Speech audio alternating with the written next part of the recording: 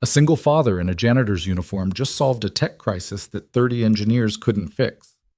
The CEO who laughed at him? She's about to discover he built the entire system she's been running. But here's the twist. Years ago, she was part of the deal that erased his name and stole everything he created. Tonight, in front of the whole company, the truth is about to explode. This is a story about invisible brilliance, ruthless ambition, and one man who lost everything to save the person he loved most. Stay until the end, hit that like button, and drop a comment with your city so I can see how far this story travels. Let's begin. The fluorescent lights on the 27th floor of Nexora Systems hummed with a frequency that made your teeth ache if you listened long enough. Ryan Mercer had been listening to them for 3 years now, every night from 11 p.m. to 7 a.m., pushing a maintenance cart through corridors that smelled like expensive coffee and the particular kind of desperation that came with venture capital deadlines. Tonight felt different. He could tell from the way people were moving, faster, sharper, with that specific panic that happened when money was actually on the line. Not theoretical money, not projected quarterly revenue. Real money, the kind that made CEOs sweat through their designer shirts. Ryan kept his head down, emptying trash bins that cost more than his monthly rent. The engineers barely glanced at him. They never did. He'd perfected the art of being functionally invisible over the past 3 years. It was easier that way, safer. His phone buzzed in his pocket. He pulled it out, careful to keep it low. A text from Mrs. Chen, his neighbor. "Ava's asking for you. Had a nightmare. Told her you'd call on your break." Ryan felt that familiar twist in his chest, the one that never really went away. Ava was 7 now, and she still had nightmares about the hospital, about the machines, about her mother's last days. The therapist said it was normal. The therapist also cost $180 an hour that Ryan didn't have, so they'd stopped going 2 months ago. He texted back, "Tell her I'll bring pancakes for breakfast, the ones with the chocolate chips she likes." 3 years of night shifts, 3 years of being invisible, 3 years of watching people half his age make decisions about systems he'd designed, watching them break things he'd built, watching them collect bonuses for fixing problems they'd created in the first place. But Ava needed stability. She needed food and a roof and a school that didn't have metal detectors. She needed a father who came home, even if it was at 8 in the morning when other dads were leaving for work. So Ryan pushed his cart and emptied trash bins and kept his mouth shut. The noise level on the floor had been rising steadily over the past hour. Ryan had worked enough corporate disasters to recognize the sound of things going genuinely wrong. Not the usual chaos of a product launch or a missed deadline, but the specific frequency of fear that happened when the foundation started cracking. He was near the main server room now, where the transparent walls let everyone see the blinking lights, and expensive hardware that kept Nexora's payment processing system running. A crowd had gathered, engineers, managers, people in suits who only showed up when lawyers were about to get involved. Ryan slowed his cart, listening. Completely locked up. Every retry is making it worse. Started with the Singapore cluster, but it's spreading. Payment queue is backing up. We're at 11,000 transactions stuck in limbo. If this hits 15,000, the whole system cascades, and we're offline for days. Ryan recognized the voices. Marcus, the lead systems architect who'd replaced the person who'd replaced Ryan's replacement. Priya, who handled database optimization and had excellent instincts but kept getting overruled by people who thought years of experience mattered less than degrees from the right schools. Jeff, the VP of engineering who'd been hired 6 months ago from a social media company and still didn't understand that payment processing and social feeds required fundamentally different architectures. What about the rollback? That was a woman's voice, cutting through the noise. Clear and cold. Claire Bennett, CEO, 30 years old, Harvard MBA, 3 successful exits before she'd taken over Nexora 2 years ago. Ryan had never spoken to her directly. People at his level didn't speak to people at her level. Rollback failed, Marcus said, and Ryan could hear the edge in his voice. The deployment hooks are corrupted. We try to roll back now. We might brick the entire production environment. Might? Claire's voice went even colder. I need certainties, not possibilities. Then here's a certainty, Jeff cut in. We've got about 40 minutes before this becomes a news story. 90 minutes before we're in breach of contract with every major client we have. 2 hours before the board starts making calls about replacement leadership. Silence. The kind that felt like pressure building. Ryan should have kept walking, should have pushed his cart to the next trash bin, maintained his invisibility, stayed in his lane. Instead, he found himself moving closer to the transparent wall, looking at the dashboard displays that showed the system's vital signs. Red everywhere. Error cascades. Transaction queues backing up like cars on a highway after an accident. And there, buried in the metrics, he saw it. The pattern. He knew this pattern. He'd seen it before years ago, during the beta testing phase of the original system. Back when it was still his system, before the acquisition, before everything fell apart. This wasn't a deployment failure. This wasn't corrupted hooks. This was a race condition in the queue management system, triggered by a specific combination of traffic patterns and server loads. The kind of bug that looked like a dozen different problems depending on where you were looking, but had a single root cause. And he knew how to fix it. Ryan's hand was on the server room door before he'd consciously decided to move. The room went quiet as he stepped inside. 30 faces turned toward him, some confused, some annoyed. A few didn't even register his presence as human, just an interruption, a maintenance worker who'd wandered into the wrong room. "Excuse me?" That was Jeff, using the tone people used when they were being polite but really wanted you gone. "This is a restricted area right now. We're dealing with a crisis." Ryan's mouth was dry. 3 years of invisibility. 3 years of keeping his head down. He thought of Ava, asleep now, dreaming of her father as someone who could fix things. Someone who mattered. "I know what's wrong with your system," Ryan said. The silence that followed wasn't the respectful kind. It was the kind that happened right before people started laughing. Marcus spoke first. "Look, man, I appreciate the enthusiasm, but we've got senior engineers working on this. Maybe you could—" "It's a race condition in the payment queue processor." Ryan's voice came out steadier than he felt. "Your monitoring is showing it as a cascade failure, but that's a symptom, not the cause. The Singapore cluster hit a specific combination of load and latency that triggered a deadlock in the queue handler. Every retry you're sending is making it worse because you're adding more threads to a system that's already locked on thread contention." Complete silence now. Different kind. Priya's eyes narrowed. "How would a maintenance worker know anything about our queue architecture?" Ryan met her gaze. "Because I designed it." That's when Claire Bennett stepped forward. She was smaller than she looked in the company newsletters, maybe 5'4", wearing a black suit that probably cost more than Ryan's car. Her eyes were gray and very cold. "You designed our payment queue system," she said. Not a question. The tone people used when they were giving you rope to hang yourself with. "The original version, yes, the core architecture. You've built on top of it, modified it, but the fundamental structure is still there." Ryan could feel his heart hammering. "I can fix this, but you need to let me access the system console." Jeff actually laughed.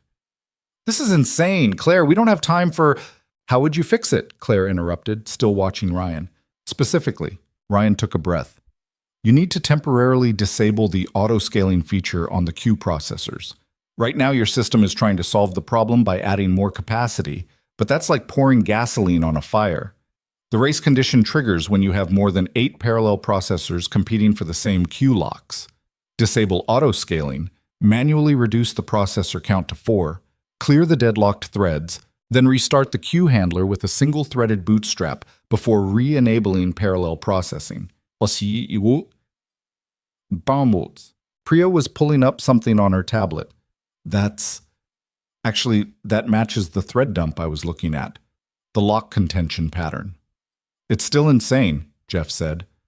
"We're going to let a janitor maintenance worker," Ryan corrected quietly. "Maintenance worker access our production system during a critical failure? Claire, think about the liability.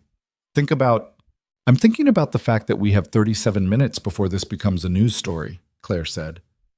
Her eyes never left Ryan's face. "And I'm thinking about the fact that your team has had 3 hours to fix this and haven't." She stepped closer to Ryan, close enough that he could smell her perfume, something subtle and expensive. "If you're wrong," she said softly, "if you make this worse, I will personally ensure that you never work in this city again. Not in tech, not in maintenance, not anywhere. Do you understand? Ryan thought about Ava, about pancakes with chocolate chips, about the rent that was due in 6 days. I understand, he said. Claire held his gaze for another moment, then stepped back. Give him console access. The room erupted. Claire, this is completely insane. We can't just... Liability alone would. Now. Claire's voice cut through everything. Or you're all fired, and I'll let him fix it anyway. Silence. Marcus moved to one of the workstations, his face tight. You'll need to authenticate, and every command you run is being logged. That's fine, Ryan said. His hands were shaking as he sat down at the console. The keyboard felt familiar and foreign at the same time. How long had it been since he'd done this? Really done this, not just remembered doing it during the long nights when he couldn't sleep? The command line blinked at him, waiting. Ryan's fingers found the keys. First, check the current state. The monitoring dashboard showed what he'd expected. Queue depth climbing, processor threads multiplying, locks cascading. A beautiful disaster, if you could look at it objectively. What's he doing? Someone whispered behind him. Checking the process tree, Priya answered, looking at thread allocation. Ryan tuned them out. The system was talking to him now, the way it always had. Every error message, every stuck thread, every blocked queue was a piece of the story. And he'd written this story years ago in a different office with different people who'd believed in him. He typed the command to disable autoscaling. Wait, Jeff started. The autoscaling shut down. The processor count stopped climbing. Someone gasped. The error rate had spiked. He's making it worse, Marcus said. Claire, we need to stop this. He's clearing the deadlock, Priya said quietly. Look at the thread count. Ryan was already 3 steps ahead, manually reducing the processor count, sending the kill signals to the excess threads in the precise order that would unwind the contention without orphaning any transactions.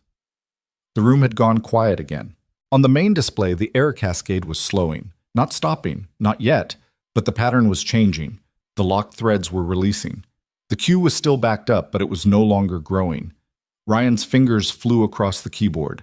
Clear the dead threads. Reset the queue handler. Bootstrap with a single processor to verify the locks were clean. The main display flickered. Someone made a sound that might have been a prayer. Then slowly the queue started processing. 1 transaction, 10, 100. Ryan waited until the single processor had cleared 1,000 transactions, proving the system was stable, before he re-enabled parallel processing with the thread count locked at 4. The queue depth started dropping. Fast. Error rate declining. Transaction throughput climbing. Latency normalizing. On the main display, red started turning yellow. Yellow started turning green. Ryan sat back from the console, his hands still shaking. The room was absolutely silent. On the main dashboard, every critical metric had stabilized. The payment queue was processing normally. The error rate had dropped to baseline. The cascading failure had stopped cascading. 37 minutes. The whole thing had taken him less than 4 minutes to fix. Claire Bennett was staring at the display, then at Ryan, then back at the display. Someone checked the logs, she said quietly. Verify this is real. Marcus was already typing. Transaction integrity is clean. No data loss. Queue processing is normal. System is stable. How? Jeff's voice trailed off. Ryan stood up slowly. His legs felt weak. You should monitor the thread count over the next few hours. If the load increases and you start seeing contention again, you'll need to optimize the queue lock implementation. It's using an older synchronization primitive that doesn't scale well past 4 processors. But this will hold for now. Priya was looking at him like he'd just performed magic. Who are you? Ryan picked up his maintenance cart handle. I'm nobody. Just a maintenance worker who got lucky. Bullshit. That was Claire. She'd moved between Ryan and the door. Nobody gets that lucky. Nobody knows our system architecture that intimately by accident. Her eyes narrowed. Marcus, pull up the acquisition records from 5 years ago. The Meridian Systems deal. Ryan felt something cold settle in his stomach. Claire, what are you... Jeff started. The Meridian acquisition, Claire repeated. The payment processing startup we bought and built Nexora on top of. I want to see the original team roster. Marcus was typing. Ryan watched his face change as he found what he was looking for. Oh my God, Marcus said quietly. Read it, Claire ordered. Lead architect and co-founder of Meridian Systems. Marcus looked up at Ryan. Ryan Mercer. The room exploded with whispers. Claire's face had gone very still. Ryan Mercer. You designed Meridian's payment system, the system we acquired, the system that became the foundation for everything Nexora does. It wasn't a question. Ryan met her eyes. Yes. And now you're working maintenance, night shift, emptying our trash bins. Claire's voice was soft, almost gentle. That made it worse somehow. What happened? Ryan thought about all the ways he could answer that. The complicated truth, the legal battles, the non-compete clauses, the investors who'd pushed him out of his own company. But what came out was simpler. My wife got sick, cancer, stage 4. I sold my shares to pay for treatment. It wasn't enough. The silence in the room had a different quality now. The treatment didn't work, Ryan continued, his voice flat. She died 3 years ago. The acquisition deal had a non-compete clause that kept me from working in payment processing for any competitor. Nexora wasn't technically a competitor since you bought us, but good luck explaining that to potential employers. I needed work. Any work.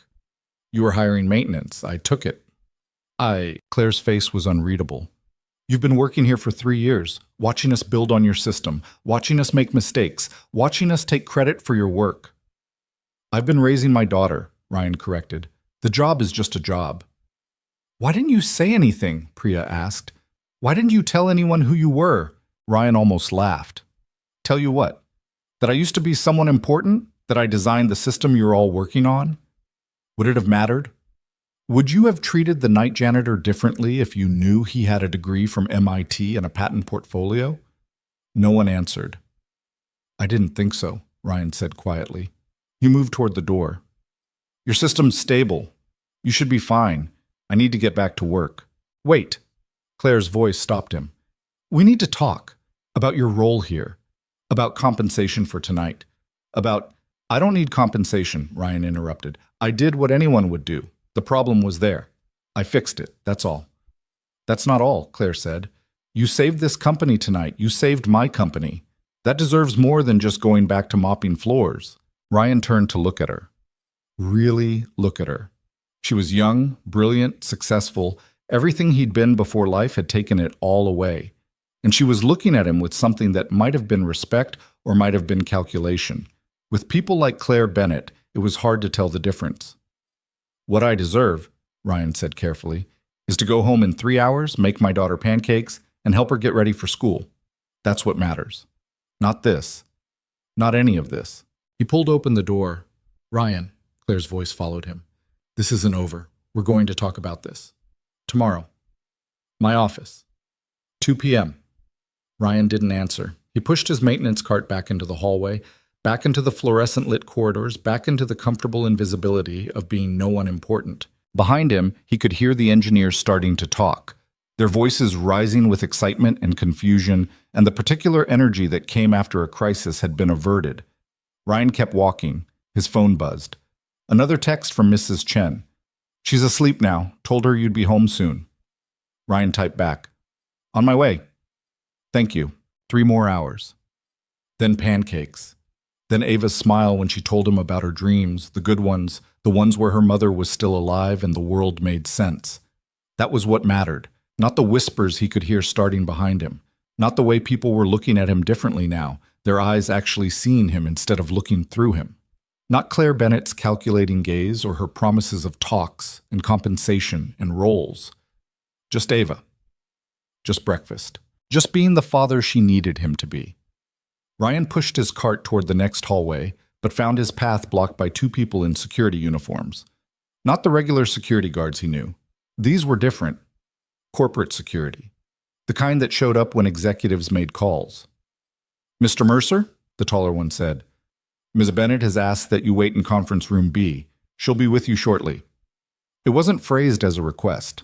Ryan looked at his watch. 1:47 a.m. Ava would be wondering why he hadn't called. Mrs. Chen would be worried. I have work to finish, he said. We've been instructed to ask you to wait, the security guard repeated. Still polite, still not a request. Ryan could have pushed past them, could have insisted, could have walked out and let whatever consequences follow. But 3 years of night shifts had taught him that fighting powerful people rarely ended well for the powerless. Fine, he said, but I need to make a phone call. They escorted him to conference room B, a glass-walled box with expensive furniture and a view of the city lights. Ryan had cleaned this room 100 times, had never sat in it before. He called Mrs. Chen. Ryan, is everything okay? Everything's fine, he lied. Work thing. I'm going to be late. Maybe another hour or two. Can you stay with Ava? Of course. But Ryan, it's so late. Is something wrong? Nothing's wrong, Ryan said. I'll explain later. Thank you, Mrs. Chen. He hung up before she could ask more questions. Through the glass wall, he could see activity in the main office area. Engineers gathered in clusters, talking intensely. Managers on phones. The particular chaos of a crisis being dissected after the fact. And moving through it all, Claire Bennett talking to people, giving orders, her face calm and controlled. She was good at this, Ryan could see. Good at managing chaos. Good at projecting confidence. The kind of CEO who made boards happy and investors richer. The kind of person who would have crushed him even if his wife hadn't gotten sick. 20 minutes later, Claire entered the conference room, alone. She closed the door behind her and sat across from Ryan. For a long moment, neither of them spoke. I remember you, Claire said finally. Not well, but I remember the Meridian acquisition. You were at the final negotiations. You looked different then. Ryan said nothing. You had longer hair, Claire continued. Expensive clothes. You were angry about something in the contract terms. The non-compete clauses, I think. You argued with the lawyers. I lost that argument, Ryan said. Yes. Claire folded her hands on the table. You did. And then you disappeared.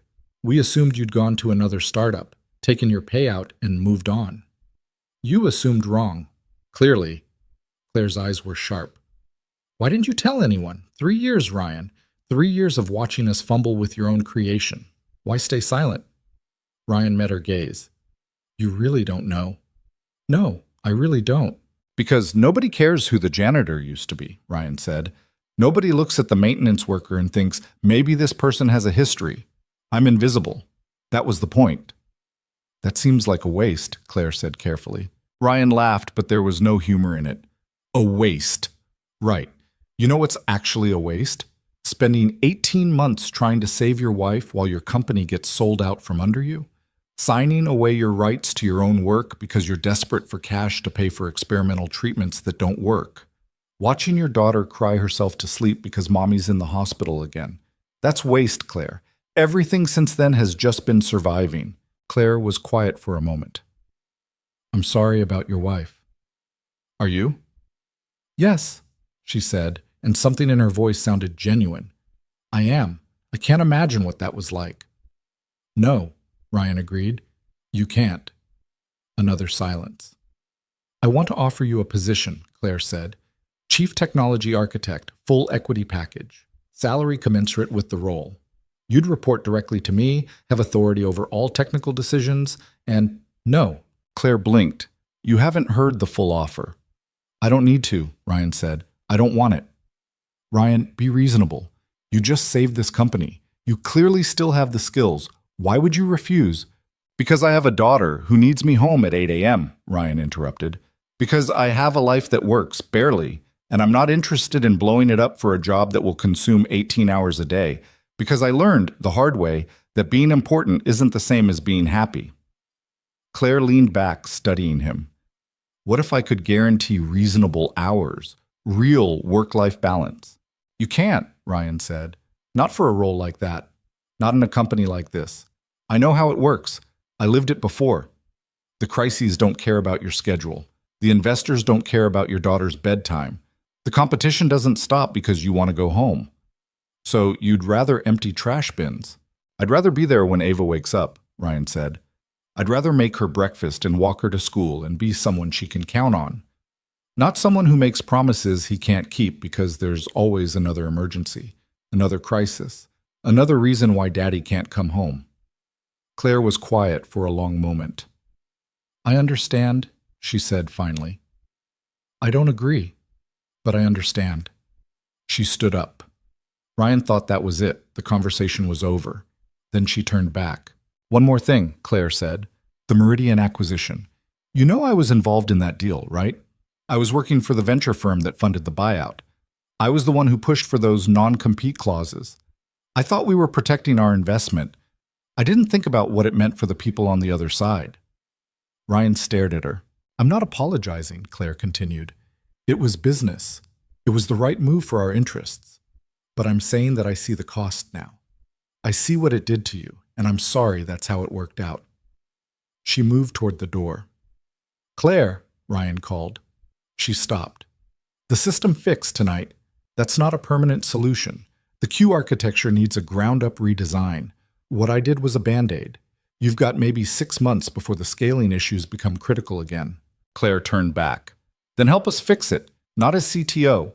Contract work, remote. Set your own hours. We'll pay market rate. Ryan considered it. Considered the money. Considered what market rate could mean for Ava's therapy, for her school, for the future he was trying to build. I'll think about it, he said. Claire nodded. That's all I'm asking. She left. Ryan sat alone in this conference room, looking out at the city lights, thinking about choices and consequences and the distance between who you were and who you needed to be. His phone buzzed. A text from Ava. She must have grabbed Mrs. Chen's phone. Just 3 words and a heart emoji. Love you, Daddy. Ryan smiled, the first genuine smile all night. He texted back, Love you too, sweetheart. Pancakes soon. Promise. Then he stood, walked out of the conference room, found his maintenance cart where security had left it, and went back to work. Because that's what fathers did. They kept their promises, even the small ones, especially the small ones. Ryan made it home at 7:43 a.m., 17 minutes earlier than usual. The apartment building looked worse in daylight, cracked concrete steps, graffiti someone had half-heartedly painted over, a front door that didn't lock properly unless you knew to lift it while turning the handle. Home.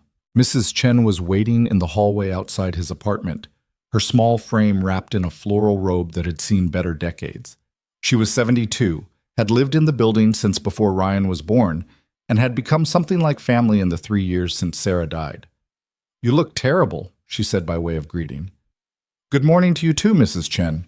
Don't good morning me. What happened at work? You've never been late before. Ryan unlocked his door, lift and turn, and stepped inside. The apartment was small, 2 bedrooms barely bigger than closets, a kitchen with counters that didn't quite line up, and a living room that doubled as Ava's play space. But it was clean, and the heat worked, and the neighbors mostly kept to themselves. Ava was asleep on the couch, still in her pajamas, clutching the stuffed elephant Sarah had given her for her 4th birthday. Her dark hair was tangled across her face. She waited up until almost 3, Mrs. Chen whispered. Kept asking when you'd call. I finally got her to sleep by promising pancakes. Guilt twisted in Ryan's chest. I'm sorry, work thing, complicated. Complicated how? Ryan thought about the server room, the crisis, Claire Bennett's offer. The kind of complicated that doesn't matter. I'm home now. Mrs. Chen gave him a look that said she didn't believe him but wouldn't push. I made coffee. It's terrible, but it's hot. Your coffee's not terrible. Liar. She patted his arm. Go shower. You smell like those chemical cleaners. I'll stay until you're done. Ryan showered quickly, the hot water doing little to wash away the exhaustion settling into his bones. When he emerged, Mrs. Chen was gone and Ava was awake, sitting at the small kitchen table, kicking her feet in the way she did when she was trying to act patient, but really wasn't. Daddy! She launched herself at him and Ryan caught her, lifting her up despite the protest from his back. She was getting bigger.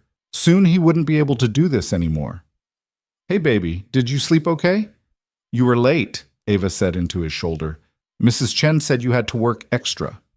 I know, I'm sorry. It's okay. She pulled back to look at him with Sarah's eyes, dark brown, too serious for a 7-year-old. Did you fix something important? Ryan set her down gently. Yeah, I did. Was it hard? A little bit. Ava smiled, the serious look breaking into something bright and uncomplicated. But you fixed it anyway. Because you're good at fixing things. Ryan felt something crack inside his chest, the same way it did every time Ava looked at him like he was capable of anything. I try, sweetheart. Now, I believe someone was promised pancakes? With chocolate chips. With chocolate chips, Ryan confirmed. They made breakfast together, Ava standing on a stool to help stir the batter while Ryan tried not to think about the conversation with Claire, the job offer he'd turned down, the money that could have changed everything. He thought instead about this. Ava's laugh when she snuck chocolate chips directly into her mouth. The way she insisted on flipping one pancake herself, even though it ended up more scrambled than flipped. The comfortable silence while they ate, syrup dripping onto the table because Ava always used too much. This was enough. This had to be enough. At 8:47, Ryan walked Ava to school, holding her hand as they navigated 3 blocks of cracked sidewalks and early morning traffic. Other parents were doing drop-off, most of them looking rushed and distracted, already on their phones, already somewhere else mentally. Ryan tried to be present, tried to remember that these walks wouldn't last forever. "Daddy," Ava said as they reached the school gate, "can we go to the park this weekend? The one with the good swings?" "Absolutely." "Promise?" "Promise." Ava squeezed his hand, then ran toward the entrance where her friend Maya was waiting. She turned back once to wave, her backpack bouncing. Ryan waved back, standing there until she disappeared inside. Then he walked home, climbed the stairs to his apartment, and collapsed onto his bed without bothering to set an alarm. He dreamed of server rooms and hospital machines and Sarah's voice asking him why he hadn't saved her. Ryan woke at 1:37 p.m. to his phone ringing. Unknown number. He almost didn't answer. "Mr. Mercer?" A woman's voice, professional and crisp. "This is Jennifer from Ms. Bennett's office. She asked me to confirm your 2 o'clock meeting today." Ryan sat up, disoriented. "I didn't agree to a meeting." "Ms. Bennett has you on her calendar. Conference room A.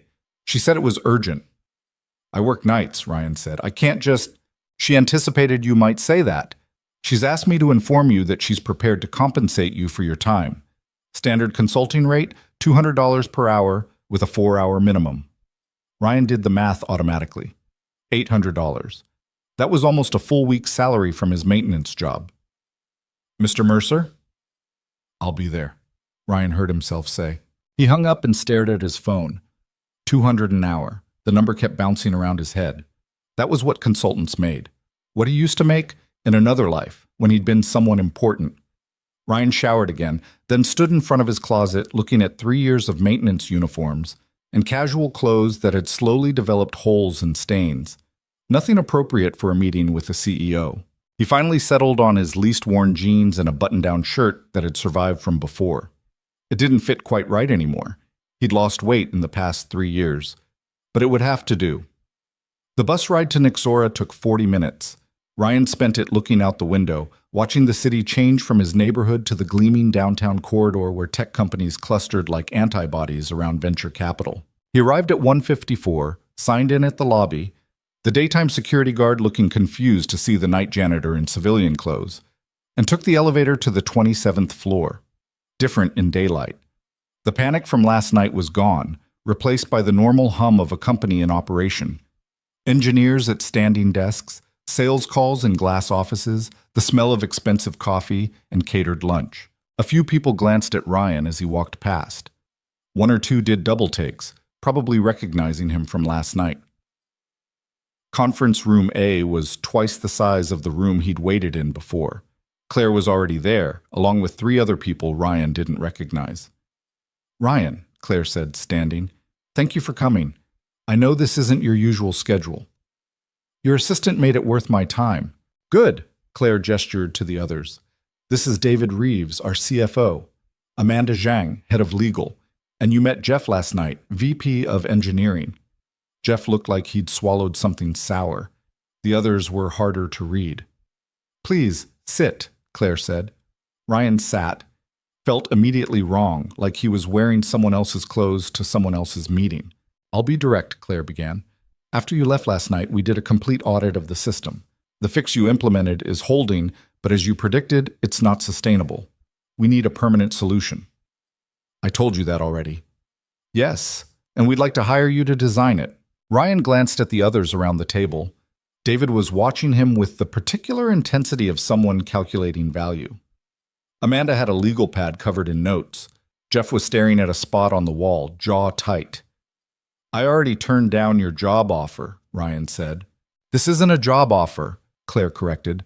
"It's a consulting contract, limited scope, specific deliverables, work from home on your own schedule.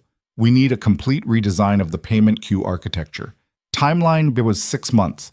You'd provide the technical specifications, review our implementation, and be available for critical decisions." "And the compensation?" Ryan asked, because he knew that's what they expected him to ask. David spoke for the first time. $200 per hour for consultation and design work. $500 per hour for any emergency intervention like last night. Estimated total project value around $300,000, depending on hours logged. The number hit Ryan like cold water. $300,000. That was enough to move out of the apartment, enough for Ava's therapy, enough to stop worrying about rent and groceries and what happened if the car finally died. Enough to matter. "There's a catch," Ryan said. Because there was always a catch. Amanda glanced at Claire, then opened a folder. "The contract includes a standard intellectual property clause. Any work you produce becomes property of Nexora Systems. We'd also need you to sign an updated NDA covering all proprietary information you encounter during the project. And a non-disparagement clause," David added. "Given your history with the company, we need assurance that you won't discuss the previous acquisition or any related matters publicly." There it was. They wanted to buy his expertise and his silence in the same transaction. Ryan looked at Claire. "You want to make sure I don't tell anyone that you built $1 billion company on top of a system you acquired by pushing out the original founder." The room went very quiet. "That's not how I'd phrase it," Claire said carefully. "But yes, we need discretion." "What if I say no?" "Then we wish you well and part ways professionally," Claire said. "But Ryan, $300,000. You have a daughter. You're working night maintenance. This money could change your life." "It could," Ryan agreed. "But what kind of change would it be? I sign away the right to talk about my own history? Pretend the last 5 years didn't happen the way they happened?" Jeff spoke up suddenly. "You know what? This is ridiculous. We don't need him. We have an entire engineering team. We can figure out the queue architecture ourselves." "Can you?" Ryan asked, looking at him directly. "Because you've had 3 years and it's gotten worse, not better. Last night wasn't the first crisis. It's just the first one I fixed. You arrogant—" "Jeff," Claire's voice cut through. "Not helpful." Jeff stood abruptly. "I'm not sitting here while we beg a janitor to save us. We built this company without him. We can fix it without him." He walked out, the door closing hard behind him. Amanda winced. David just looked tired. Claire leaned forward, hands folded on the table. "Ryan, I understand why you're hesitant. I understand that what happened to you wasn't fair, but this is business. It's always been business. I'm offering you a chance to be fairly compensated for your expertise. That's more than most people get." "Most people didn't design the system you're selling," Ryan countered. "No," Claire agreed. "They didn't, which is exactly why you're valuable, why we're willing to pay premium rates, why we're having this conversation instead of just moving forward without you." Ryan thought about Ava at the kitchen table, asking for promises about the park. Thought about Mrs. Chen's terrible coffee and the apartment with counters that didn't line up. Thought about Sarah in the hospital, the machines beeping, the doctors talking about experimental treatments they couldn't afford. $300,000 could mean Ava never had to worry about money. Could mean stability, security, options. All he had to do was sign away the right to his own story. "I need to think about it," Ryan said. "How long?" David asked. "I'll give you an answer by Friday." Claire nodded slowly. "That's fair.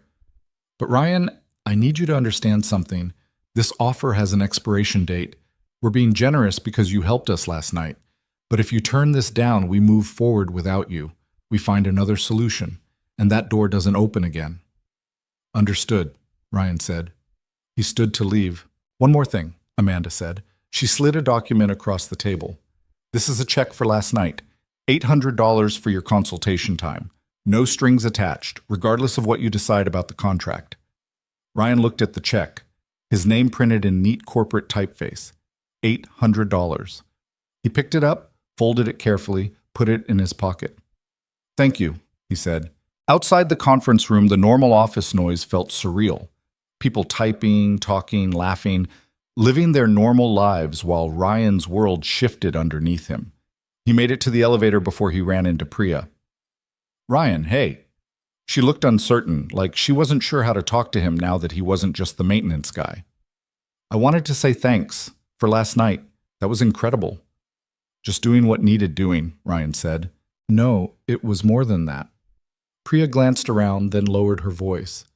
"I've been trying to get Jeff to address the Q scaling issues for 8 months. He kept saying it was fine, that I was being paranoid. Last night proved I was right, but he'll never admit it." The elevator arrived. Ryan stepped in. Priya followed. "Can I ask you something?" she said as the doors closed. "Why'd you stop? Why aren't you still doing this kind of work?" Ryan watched the floor numbers descend. "Life got complicated. That's not an answer. It's the only one I've got." They reached the lobby. Priya stepped out but turned back. "For what it's worth, I hope you take the contract. We need someone who actually knows what they're doing. Jeff's good at managing up, but technically he's lost. We all know it." "Even Jeff?" "Especially Jeff. That's why he hates you." The elevator doors started closing. Ryan caught them. "Priya, if I don't take the contract, what happens?" She shrugged. "Honestly, we'll probably limp along for a few more months, have another crisis. Maybe recover, maybe not. Jeff will blame the team, management will blame Jeff. Eventually someone important will leave, or a major client will drop us, or we'll have a catastrophic failure we can't recover from." She met his eyes. "That's what happens when the foundation is cracked and nobody wants to admit it." "That's not encouraging." "Wasn't meant to be, just honest." Priya stepped back. "Whatever you decide, thanks again for last night. You saved a lot of people's jobs, even if they don't realize it yet." Ryan let the doors close and rode the elevator down. He picked up Ava from school at 3:15, right on time, and they walked home the long way through the park. Ava talked about her day, about Maya bringing cupcakes for her birthday, about the art project they'd started, about how Marcus in her class had said a bad word and gotten in trouble. Normal kid stuff. Beautiful in its normalcy. Ryan listened and made the appropriate responses and tried not to think about $300,000. They made dinner together, boxed mac and cheese with hot dogs cut up in it, Ava's favorite. While they ate, Ava asked the question she'd been building up to. "Daddy, why did you come home late last night?" Ryan considered how to answer. "There was a problem at work, a computer problem. They needed help fixing it." "Did you fix it?" "Yeah, I did." "Because you're good at computers," Ava said matter-of-factly. "You told me once you used to make computer stuff before Mommy got sick." Ryan had forgotten that conversation. It had been over a year ago, one of Ava's endless question phases. He'd mentioned it casually, not thinking she'd remember. "I did," Ryan said carefully. "I was pretty good at it." "So why do you clean buildings now?" Out of the mouths of children. The question was innocent, genuine curiosity, but it hit like an accusation. "Because cleaning buildings pays the bills," Ryan said, "and it lets me be home with you in the mornings." "But if you're good at computer stuff, couldn't you do that and be home with me?" Ryan set down his fork. "It's complicated, sweetheart." "That's what you always say when you don't want to explain," Ava observed. She was too smart for 7, too perceptive. "You're right," Ryan admitted. "I do say that. The real answer is that computer jobs take up a lot of time. They're important, and people expect you to always be available. I didn't want a job like that because I wanted to be here with you." "But you were late last night," Ava pointed out. "I was, and I hated it. I hated not being here when you needed me." Ava considered this, pushing mac and cheese around her plate. "Mommy used to say you were really smart. She said you built important things." Ryan's throat tightened. "Your mom said that?" "Yeah, before she got really sick. She told me that Daddy was going to take care of me and that you could fix anything." Ava looked up at him. She was right. You do fix things. Ryan reached across the table and took Ava's small hand in his. "I try, baby. I really try." That night, after Ava was asleep, Ryan sat at the kitchen table with the contract Amanda had given him. He'd asked for a copy to review and she'd provided it immediately, professionally printed and bound. The terms were generous. More than generous. The intellectual property clause was standard for this kind of work. The NDA was broad but not unreasonable. The non-disparagement clause was the only thing that stuck. It essentially prevented him from ever publicly discussing how Meridian had been acquired or his role in creating the system Nexora was built on. It was buying silence with money. Ryan thought about calling someone for advice. But who? He didn't have a lawyer. His old friends from the tech world had drifted away after Sarah died, uncomfortable with grief, unsure what to say to someone whose life had imploded. He was alone with this decision. His phone buzzed. A text from an unknown number. "This is Claire. I know you're reviewing the contract. I wanted to say something I couldn't say in front of David and Amanda. What happened to you wasn't fair. The acquisition, the non-compete, all of it. I was part of that machine and I didn't think about the human cost. I can't change the past, but I can offer you this opportunity. I hope you'll take it. Not because I need you, though I do, but because you deserve to be more than invisible." Ryan read it 3 times. He thought about typing a response, decided against it. Instead, he went to Ava's room and stood in the doorway, watching her sleep. She'd kicked off her blankets again. He went in quietly and pulled them back up, tucking them around her shoulders. She stirred slightly, mumbling something he couldn't make out. "I've got you, baby," Ryan whispered. "I've always got you." He went back to the kitchen and opened his laptop, an old machine that took 3 minutes to boot up. Found the folder he kept backed up in 3 different places, the one labeled Meridian. Original specs. Everything was there.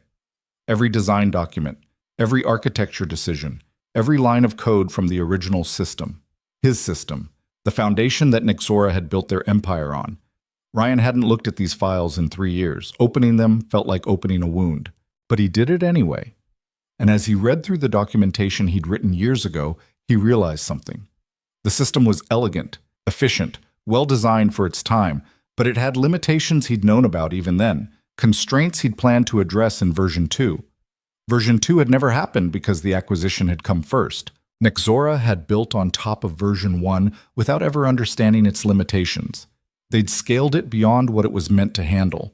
They'd added features and modifications without grasping the core architecture, and now it was breaking. Ryan could fix it. He could design the version 2 he'd always planned, could build something better, stronger, something that would last. The question was whether he should, whether selling his expertise to the company that had erased him was justice or just good business, whether $300,000 was enough to make peace with being forgotten. Ryan closed the laptop and sat in the dark kitchen, listening to the building settle around him, to the distant sound of traffic, to the quiet breathing of his daughter asleep down the hall. By morning, he still hadn't decided. Wednesday brought rain, the kind that turned the city gray and made everything feel heavier. Ryan went to work that night still undecided, the unsigned contract sitting in his backpack like unfinished business. The 27th floor was quieter than usual. Most of the engineers had gone home by midnight. Ryan pushed his cart through the familiar corridors, emptying trash bins, wiping down surfaces, existing in the comfortable invisibility he'd perfected. Except it didn't feel comfortable anymore.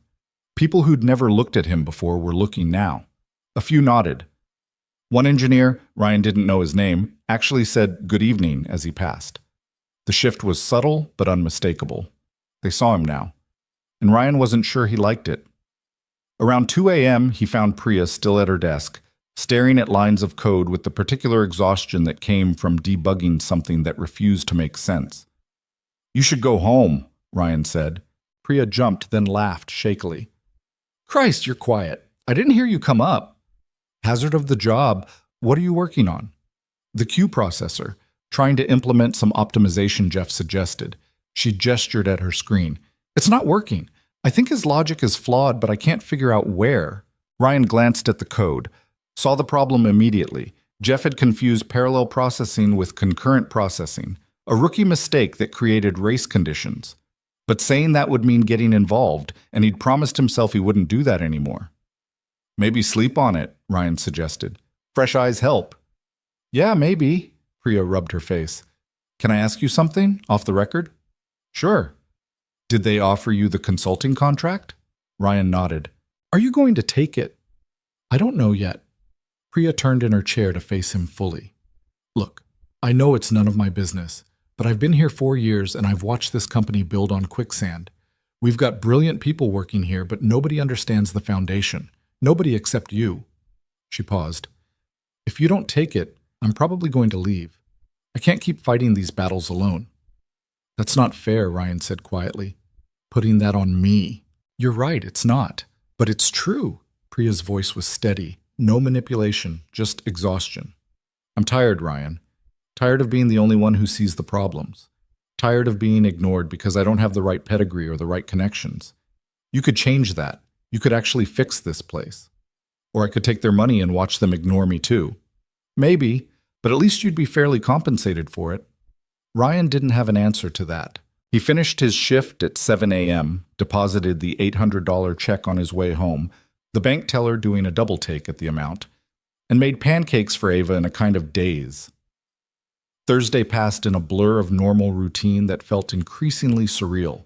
School drop-off, sleep, pickup, homework help, dinner, bedtime stories, the rhythm of single parenthood that had sustained him for 3 years. But underneath it all, the decision sat waiting. Friday morning, Ryan woke to find Ava already up, sitting at the kitchen table with a piece of paper and crayons scattered around her. "You're up early," he said, pouring himself coffee. "I made you something." She held up the paper. It was a drawing, crude in the way 7-year-old art was, but recognizable. 2 stick figures, one tall and one small, holding hands. Above them, she'd written in careful letters, "Daddy fixes things." Ryan felt something break open in his chest. "That's beautiful, sweetheart." "It's for your wall at work," Ava explained. "So you remember that you're good at fixing stuff. Mrs. Chen said you've been worried about something, and I thought maybe this would help." "Mrs. Chen talks too much," Ryan said, but his voice came out rough. "She cares about you. I care about you too." Ava came over and hugged him around the waist. "Are you okay, Daddy?" Ryan held his daughter, this small person who believed he could fix anything, and made his decision. "I'm okay," he said. "Better than okay. Thank you for the drawing." At noon, Ryan called the number on Claire's business card. "This is Bennett." "It's Ryan Mercer. I've made my decision about the contract." A pause. "I'm listening." "I'll take it. But I have conditions." "I'm still listening." "First, I want the non-disparagement clause removed.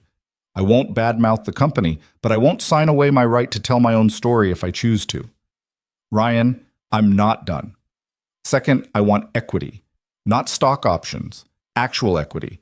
0.5% of the company vested over the contract period." "That's not how consulting contracts work." "It is now. You said yourself this system is the foundation of everything Nexora does. 0.5% is more than fair for rebuilding that foundation." Ryan kept his voice steady. "Third, I want Priya Jong promoted to senior systems architect and given authority over the implementation. She knows the current system better than anyone, and she's been ignored for too long." Claire was quiet for a long moment. "You're negotiating for someone else's promotion?" "She's the only one on your team who actually knows what she's doing. If I'm going to design this, I need someone competent implementing it." "Anything else?" "Yeah. Jeff needs to stay out of my way. I don't report to him. I don't clear decisions with him. And if he tries to override my technical specifications, the contract is void and you pay me for all hours worked to that point." Another silence. Ryan could hear papers rustling. Imagine Claire in her office, probably with David and Amanda listening on speakerphone. "This is significantly different from what we offered," Claire said finally. "I know, but you came to me, remember? You said you needed me. These are my terms." "The equity alone changes the entire structure of the deal. I'll need to take this to the board. You've got until Monday. After that, the offer expires." Ryan borrowed Claire's own tactic. "I'm being generous because you helped me see that I deserve more than being invisible, but this door doesn't stay open forever." He heard something that might have been a laugh. "You're learning." "I had good teachers, hard ones, but good." "I'll call you Monday morning," Claire said. "I'll be waiting." Ryan hung up and immediately felt the weight of what he'd just done. He'd negotiated. Actually negotiated something he'd been terrible at 5 years ago. Too eager to please, too afraid of losing the deal. But he wasn't that person anymore. Losing Sarah had burned away the parts of him that needed approval. What remained was harder, clearer about what mattered. His phone rang again almost immediately. Different number. "Mr. Mercer, this is David Reeves. I was on the call just now." "I figured." "That equity demand. You understand that's worth potentially millions if the company goes public? I understand that the company goes exactly nowhere if the foundation collapses. 0.5% is cheap insurance. David laughed, surprising Ryan. Fair point. Between you and me, I think you're undervaluing yourself. But I'm not going to tell you that officially. Why are you telling me at all? Because I like people who know their worth. The board meeting is Monday at 9 a.m. I'll recommend they accept your terms. Claire probably will too. Jeff is going to lose his mind, but honestly, that's overdue. I didn't mean to cause problems. Yes, you did. You meant to cause exactly these problems, the kind that force people to face reality. David's voice was almost warm. Good for you. We'll be in touch Monday. The weekend passed in a strange limbo. Ryan took Ava to the park like he'd promised, pushing her on the swings while she shrieked with delight. They got ice cream despite the cool weather, watched movies on the couch, Ava falling asleep against his shoulder halfway through the second one. Normal life. Good life. Ryan tried not to think about how it might change. Sunday evening, while Ava was in the bath, Mrs. Chen knocked on the door. You look different, she said, studying his face. Different how? Less tired, less like you're carrying everything alone. She came inside without waiting for invitation, the way she always did. What happened? Ryan told her. Not everything, but enough. The contract offer, his counter demands, the waiting. Mrs. Chen listened, nodding occasionally, her face impossible to read. So you might be rich, she said when he finished. I might be fairly compensated, Ryan corrected. That's what rich people say when they don't want to admit they're rich. She smiled. I'm happy for you, Ryan. You deserve this. Do I? Don't do that. Don't question whether you deserve good things. Your wife would be proud of you. The mention of Sarah hit unexpectedly. Would she? She'd be furious you waited so long to value yourself properly. But yes, proud. Mrs. Chen patted his hand. That girl in there, she needs a father who believes in himself, not one who thinks being invisible is a virtue. I was trying to be stable for her. And you were. But stability and stagnation aren't the same thing. Mrs. Chen stood to leave. Take the job, Ryan. Take the money. Take the respect. You earned all of it twice over. Monday morning at 10:47, Claire called. The board approved your terms. All of them. Ryan had been pacing his apartment, unable to sit still. He stopped. All of them? The equity, the NDA modification, Priya's promotion, Jeff's exclusion, all approved. Claire's voice was crisp, businesslike. Amanda is drawing up the revised contract. We can have it ready for signature by tomorrow. That was fast. David and I made a compelling case.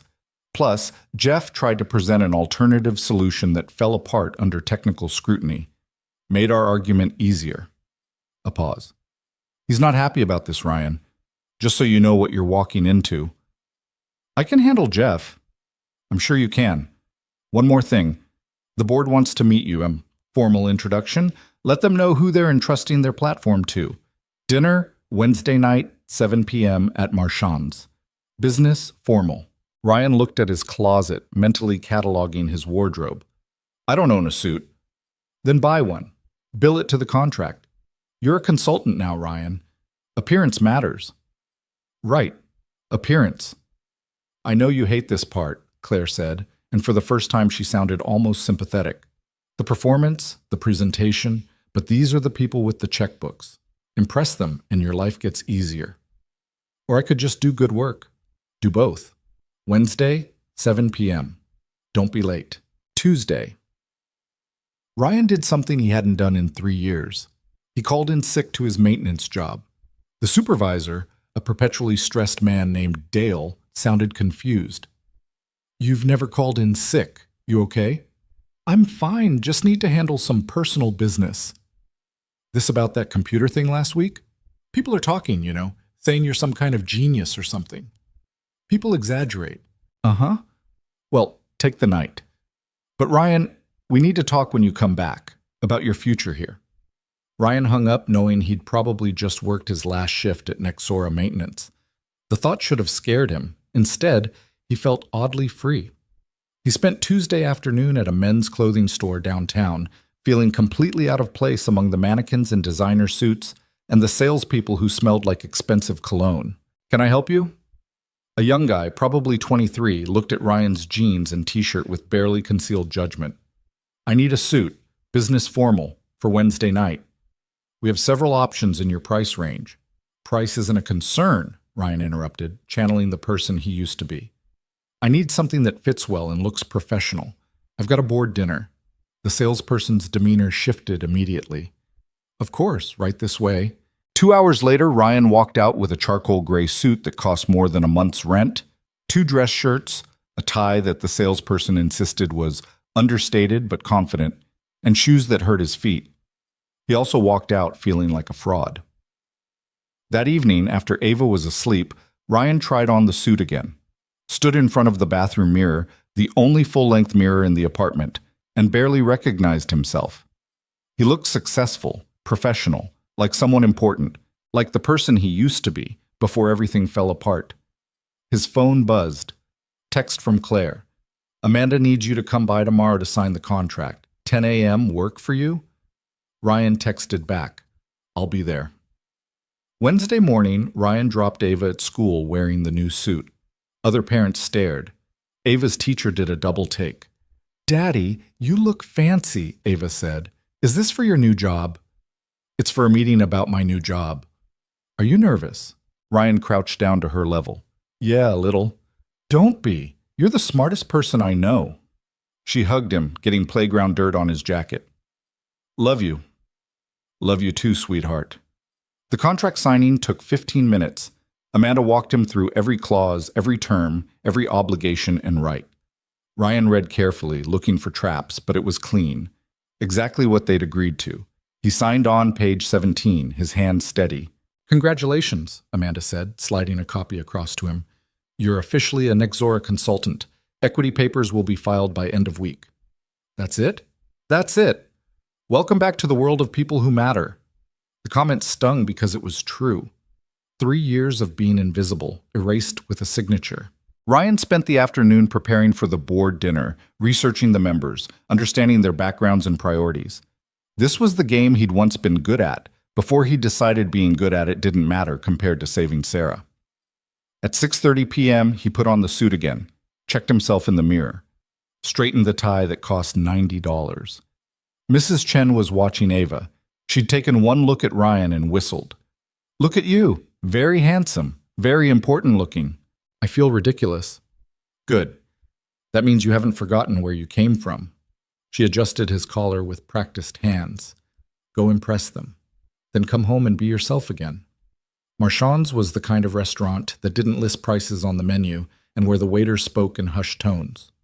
Ryan arrived at 6:55, early enough to not be late enough to not seem desperate. Claire was already there, wearing a black dress that probably cost more than Ryan's suit.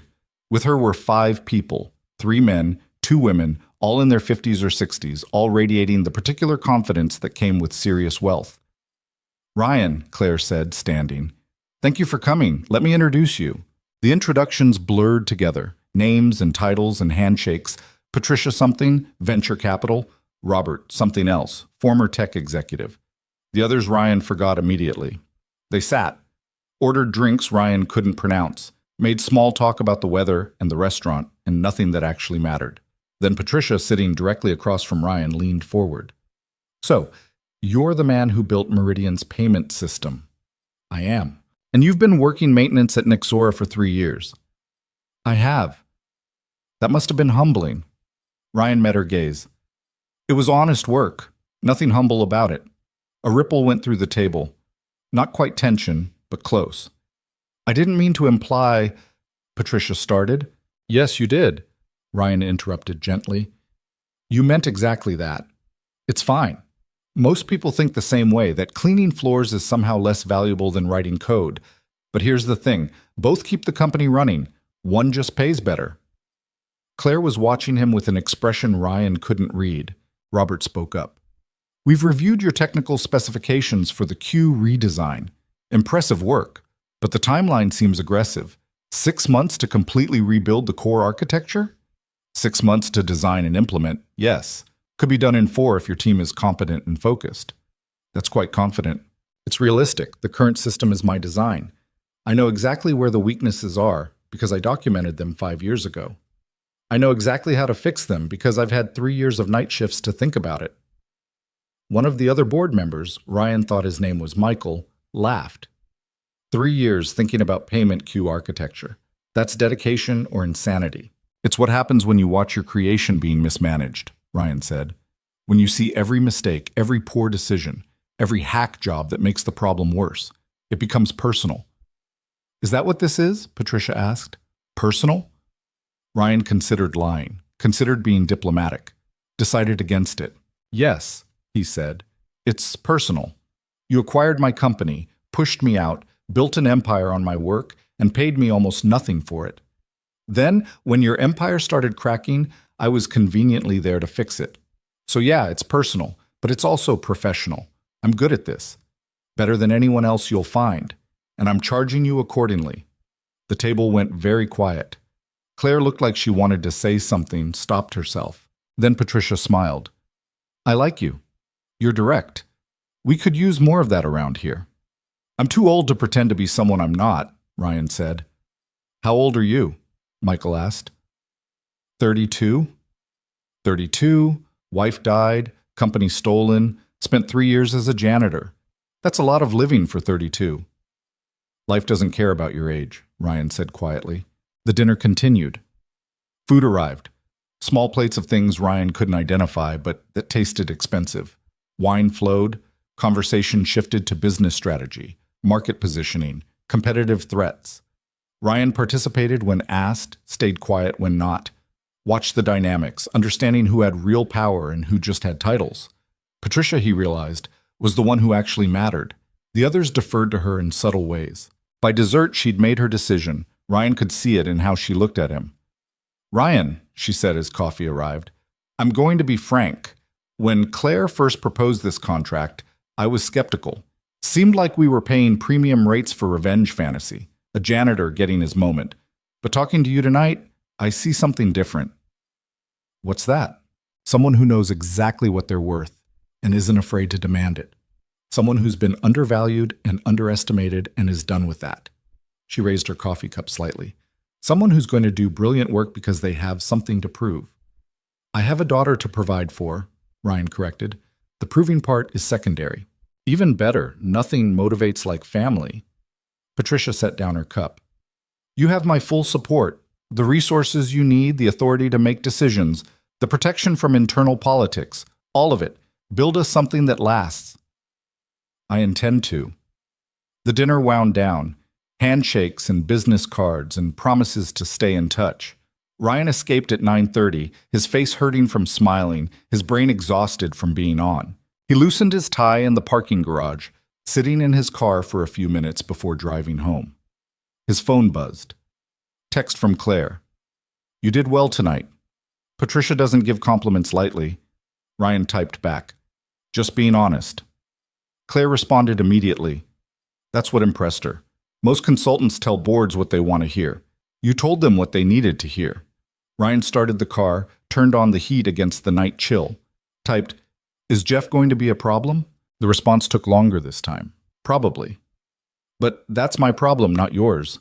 Focus on the work. I'll handle the politics.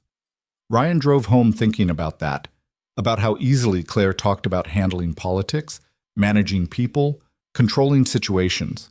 She was good at it, better than he'd ever been. Different skills, he thought. She was good at the game. He was good at the work. Maybe that was enough. Mrs. Chen was asleep on his couch when he got home, the TV playing quietly. He woke her gently. How'd it go? She asked, disoriented. Better than expected. They liked me. Of course they did. You're likable when you're not trying to disappear. She gathered her things. Ava went to bed at 8:30. She wanted to wait up, but I convinced her you needed her well-rested for tomorrow. Thank you, Mrs. Chen, for everything. Stop thanking me. We're family. She patted his cheek. Now get some sleep. You start your new life tomorrow. After she left, Ryan checked on Ava. She was sprawled across her bed, blankets kicked off, one arm hanging off the edge. He covered her carefully, kissed her forehead. We're going to be okay, he whispered. Better than okay. Ava mumbled something in her sleep, smiled slightly, settled deeper into her pillow. Ryan went to his own room, hung up the expensive suit, and lay in bed staring at the ceiling. Tomorrow, he'd start rebuilding the system he'd created, start fixing what had been broken, start being visible again after 3 years of shadows. The thought terrified and excited him in equal measure, but mostly it felt right, like coming home after a long absence, like finally, after everything, being allowed to be himself again. Ryan's first day as a consultant started with an email from Jeff at 6:47 a.m. "We need to discuss your proposed architecture before you present it to the team." My office, 9 a.m. Not a request. A summons. Ryan was making Ava's lunch when he read it, standing in his kitchen in sweatpants and an old t-shirt. He stared at the email for a long moment, then deleted it without responding. At 8:15, after dropping Ava at school, he showed up at Nixora wearing jeans and a button-down shirt. Not the suit, not the performance, just himself. The receptionist looked confused. "Mr. Mercer? They're expecting you in the executive suite." "I know where I'm going," Ryan said. He took the elevator to the 27th floor, walked past the conference rooms and executive offices, and headed straight for the engineering pod where Priya worked. She looked up from her screen, surprised. "Ryan, I thought you'd be in meetings all day." "Probably will be eventually, but I wanted to start here, with the people doing actual work." He pulled up a chair. "Show me what you're working on." Priya glanced around nervously. "Shouldn't you check in with Jeff first? He's been asking about you." "Jeff can wait. Show me." For the next hour, Ryan and Priya went through the current code base. She walked him through every modification, every patch, every hack that had been implemented over the past 3 years. Ryan took notes, asked questions, and slowly began to see the full scope of what needed fixing. It was worse than he'd thought. Not just the Q architecture, though that was bad enough, but the entire approach was wrong. They'd been treating symptoms instead of diseases, adding complexity instead of simplifying, building higher instead of strengthening the foundation. "This is unsustainable," Ryan said finally. "I know, I've been saying that for months." "And Jeff?" Priya's expression went carefully neutral. "Jeff believes in incremental improvements, small fixes, minimal disruption." "Jeff's wrong. I know that too." Ryan's phone buzzed, text from Claire. "Jeff is looking for you. Where are you?" He typed back. "Engineering pod. Working." Her response was immediate. "He's upset you skipped the meeting. He'll survive." 3 minutes later, Jeff appeared, his face tight with barely controlled anger. "My office, now." Ryan didn't move. "I'm in the middle of something." "I don't care what you're in the middle of. We had a scheduled meeting." "You had a scheduled meeting. I had work to do." Ryan turned back to Priya's screen. "Give me a second to finish this thought." Jeff's face went red. "Do you have any idea how disrespectful this is? I'm the VP of engineering. When I schedule a meeting, you attend." Ryan saved the notes he'd been typing, then stood slowly. "Actually, according to my contract, I don't report to you. I report to Claire, and she knows where I am. That contract doesn't give you the right to ignore basic professional courtesy." "You're right, it doesn't. But neither does your title give you the right to waste my time with meetings designed to establish dominance."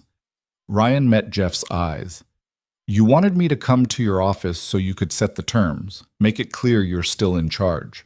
But here's the thing, Jeff. You're not in charge of me. You're not in charge of this project. And based on what I've seen this morning, you probably shouldn't be in charge of this engineering team either."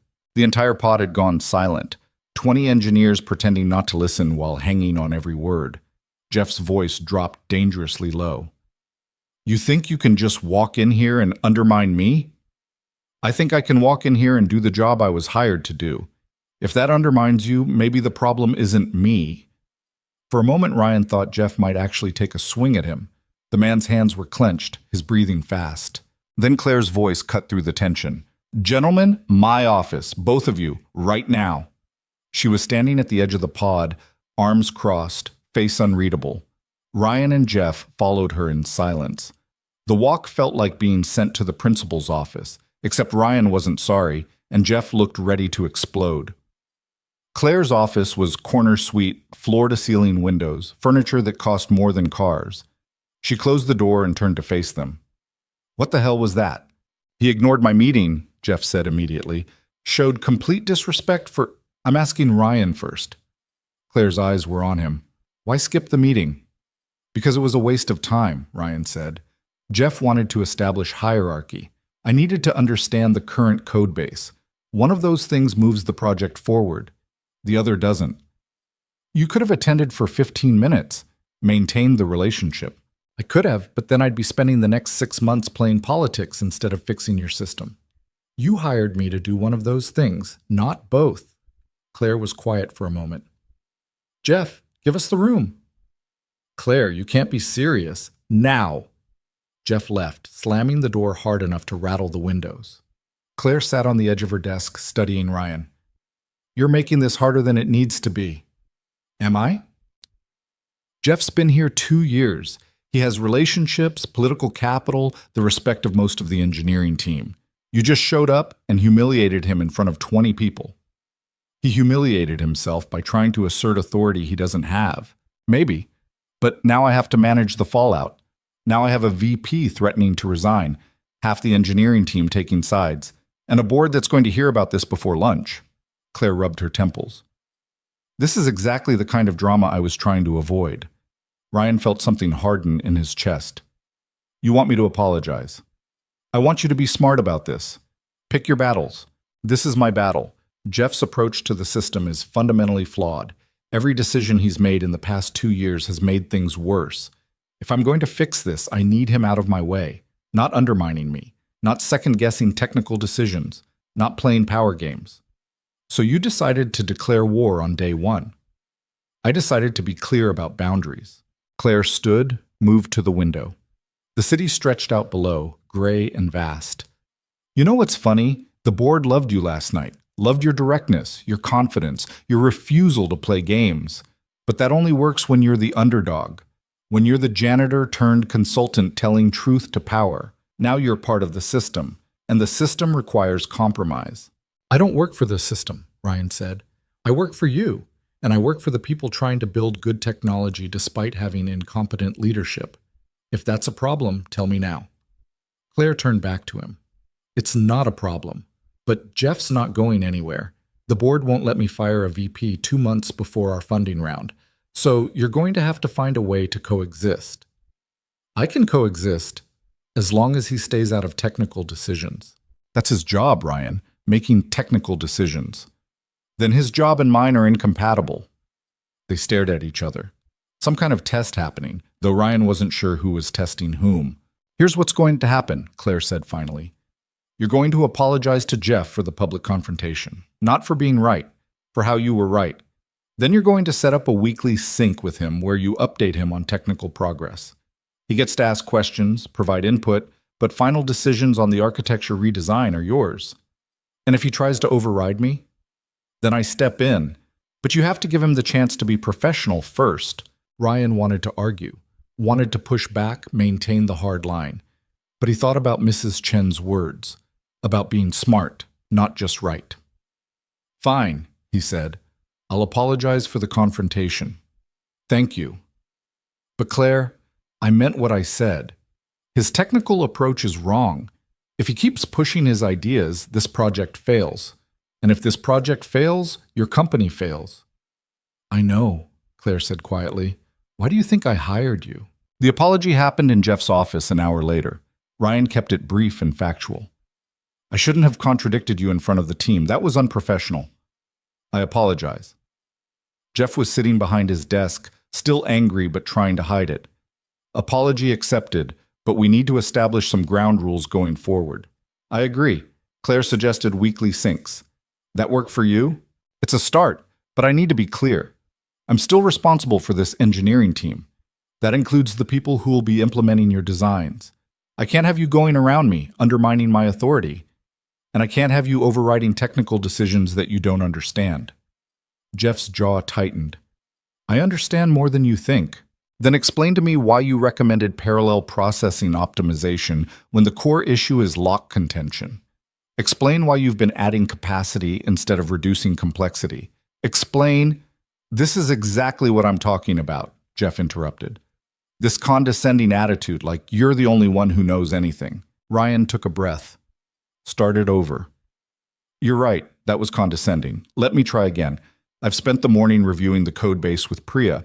I see where you were trying to go with the optimizations, but I think there's a fundamental architectural issue that no amount of optimization can fix. I'd like to walk you through my analysis. Get your perspective. It was an olive branch. Ryan watched Jeff decide whether to take it. Friday afternoon, Jeff said finally. 3 p.m. Bring your analysis and we'll discuss it. I'll be there. Ryan left feeling like he'd just negotiated a hostage release. Exhausting and slightly absurd, but necessary.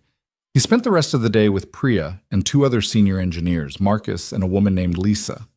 They went through the system piece by piece, documenting every issue, every workaround, every place where the architecture was held together with duct tape and prayers. By 6 p.m., Ryan had filled 3 whiteboards with diagrams and notes. This is going to be a complete rebuild, Lisa said, staring at the boards. Not a refactor, a ground-up redesign. I know. That's going to take longer than 6 months. It would if we were doing it their way, but we're not. Ryan pointed to one of the diagrams. We're going to build the new system alongside the old one, run them in parallel, gradually migrate traffic over as we prove stability. That way we can move fast without risking the production environment. Marcus frowned. That's going to require serious resources, duplicate infrastructure, monitoring, data migration tools. I'll get you the resources. That's what Claire hired me for. And if Jeff blocks it, Priya asked. He won't, because I'm going to explain it to him Friday in a way that makes it seem like his idea. Lisa laughed. You're learning politics fast. I'm learning survival, Ryan corrected. He left Nexora at 6:30, picked up Ava from after-school care, and took her out for pizza. She talked about her day, about art class and recess, and how Marcus had apologized for saying the bad word, and they were friends again. Normal kid stuff. Beautiful and grounding. Daddy, you seem different, Ava said through a mouthful of pepperoni. Different how? Happier, less tired. Ryan realized she was right. Despite the confrontation with Jeff, despite the politics and complexity, he felt more alive than he had in 3 years. I think I am happier, he said. Is that okay? It's good. I like it when you smile. I'll try to smile more. That night, after Ava was asleep, Ryan opened his laptop and started drafting the technical specifications for the new architecture. The work came easily, naturally, like speaking a language he'd forgotten he was fluent in. He worked until 2 a.m., lost in the flow of solving problems, building systems, creating something that would last. The next few weeks fell into a pattern. Mornings with Ava, days at Nexora, working with Priya's team, building the new architecture specification by specification. Friday meetings with Jeff that were tense but productive. Evening with Ava. Late nights coding, designing, perfecting. Ryan stopped sleeping much. Didn't need to. The work energized him. 3 weeks in, Claire called him into her office. You look terrible, she said by way of greeting. I'm fine. You're working 18-hour days. I can see it in your face. The timeline is aggressive. I'm doing what needs doing. Claire leaned back in her chair. I got a call from Patricia yesterday. She wanted an update on the project. I told her we're ahead of schedule, that your designs are brilliant, that the team is energized. All of that is true. But I also told her I'm concerned about sustainability. I'm sustainable. Are you?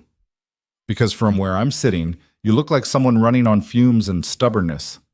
Ryan thought about denying it, but Claire deserved honesty. I spent 3 years being invisible, he said. 3 years pushing a maintenance cart and pretending I didn't see the problems.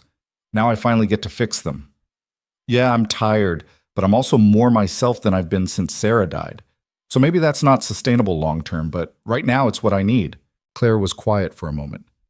I understand that, but you have a daughter. What happens when you burn out?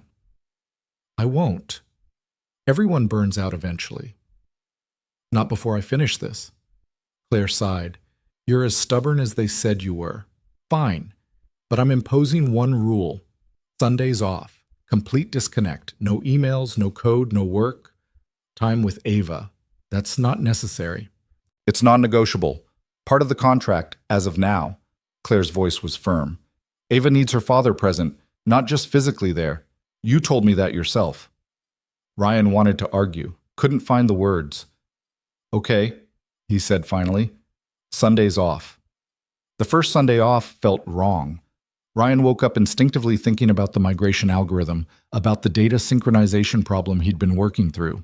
Then Ava climbed into his bed at 7 a.m., cold feet and warm smile, and asked if they could make waffles together. They spent the day doing nothing important. Waffles for breakfast. The park where Ava played with Maya and two other school friends while Ryan chatted with their parents about teacher conferences and upcoming school events. Grocery shopping, Ava helping pick out vegetables and sneaking cookies into the cart when she thought he wasn't looking. Normal life. By evening, Ryan realized Claire had been right. He felt more rested than he had in weeks. Not because he'd slept more, but because he'd remembered what mattered. Monday morning, he came back to work refreshed and found Jeff waiting at his temporary desk. "We need to talk," Jeff said. Ryan braced himself for another confrontation. "Okay. I've been reviewing your architecture specs, the parallel system approach, the gradual migration strategy." Jeff paused. "It's good. Really good. Better than anything my team came up with." Ryan blinked. "Thanks?" "Don't sound so surprised. I'm not an idiot, Ryan. I know my limitations. I'm good at managing people, at coordinating teams, at keeping projects on track.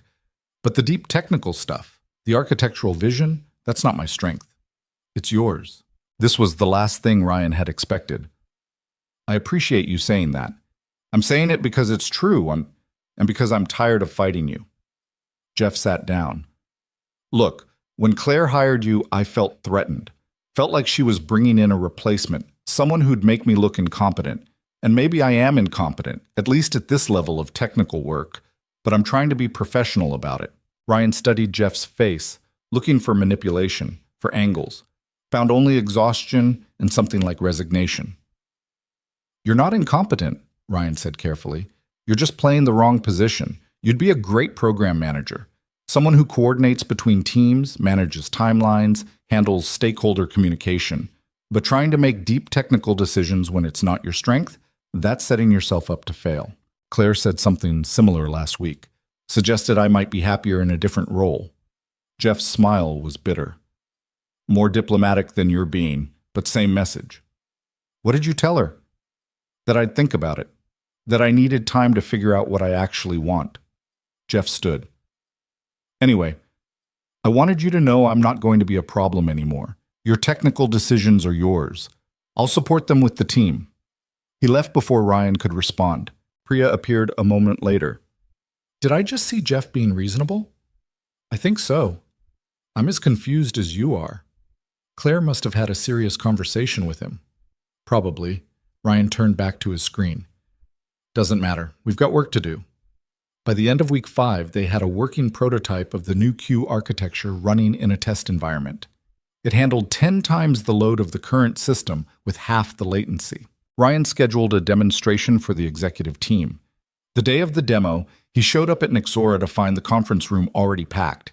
Claire, David, Amanda, Jeff, the entire engineering leadership, and 3 board members who'd flown in specifically for this. Patricia was there too, sitting in the back, watching everything with sharp eyes. Ryan's hands were shaking as he set up the presentation. This was it, the moment where his work either proved itself or fell apart. "Thank you all for coming," he started. 6 weeks ago, you hired me to redesign Nexora's payment queue architecture. Today, I'm going to show you what we've built." He walked them through the technical details. The new lock-free queue design, the distributed coordination system, the automated scaling that actually worked instead of making things worse. Then he switched to the live demo. "This is our current production system," he said, pointing to one monitor showing the familiar dashboard. "And this is the new system running in parallel." He triggered a load test. 50,000 simulated transactions per second, the kind of spike that would normally bring the production system to its knees. The production dashboard started showing strain immediately. Latency climbing, error rates increasing. The new system barely noticed. Transactions flowing smoothly, latency flat, no errors. Someone in the room whispered, "Holy shit." Ryan let the test run for 5 minutes while the room watched in silence. The new system never wavered. "Okay, David said finally. When can we migrate production traffic to this? We're ready now, Ryan said. But I'd recommend a gradual rollout. Start with 5% of traffic, monitor for a week, then scale up incrementally. How long until full migration? 8 weeks if nothing goes wrong, 12 to be safe. Claire was smiling, actually smiling, not the controlled professional version. This is incredible, Ryan. Better than I'd hoped. The team deserves credit. Priya, Marcus, Lisa, they made this happen. I just designed it. Don't be modest, Patricia said from the back. Design is everything. Implementation is just execution. The meeting broke up with people congratulating Ryan, asking technical questions, making plans for the rollout. Ryan answered mechanically, his brain already moving to the next problem. Jeff approached as the room emptied. That was impressive, really impressive. Thanks. I talked to Claire this morning, told her I'm stepping back from technical leadership, transitioning to a program management role focused on cross-functional coordination. Jeff's expression was complicated. She's promoting Priya to VP of Engineering. That's the right call. I know it is. Doesn't make it feel less like a demotion. Jeff extended his hand. But I wanted to say this while I still have the clarity. You were right about the technical approach, about my limitations, about everything. I was too proud to admit it before. Ryan shook his hand. Takes courage to admit when you're wrong, or when you're just not built for something. Either way. Jeff released his grip. Good luck with the migration. I mean that. He left. Ryan stood alone in the conference room, looking at the monitors still displaying the test results. His system. His design. Working exactly as he'd planned. For the first time in 5 years, Ryan felt like himself again. Not the person he'd been before Sarah got sick. That person was gone, buried with her in a cemetery across town. But someone new. Someone harder and clearer and less willing to be invisible. Someone who knew exactly what he was worth. His phone buzzed. Text from Ava. She'd borrowed Mrs. Chen's phone again. Mrs. Chen says you did something important today. Are you a hero? Ryan smiled and typed back, not a hero, just a dad who's good at fixing things. Love you. The response came immediately.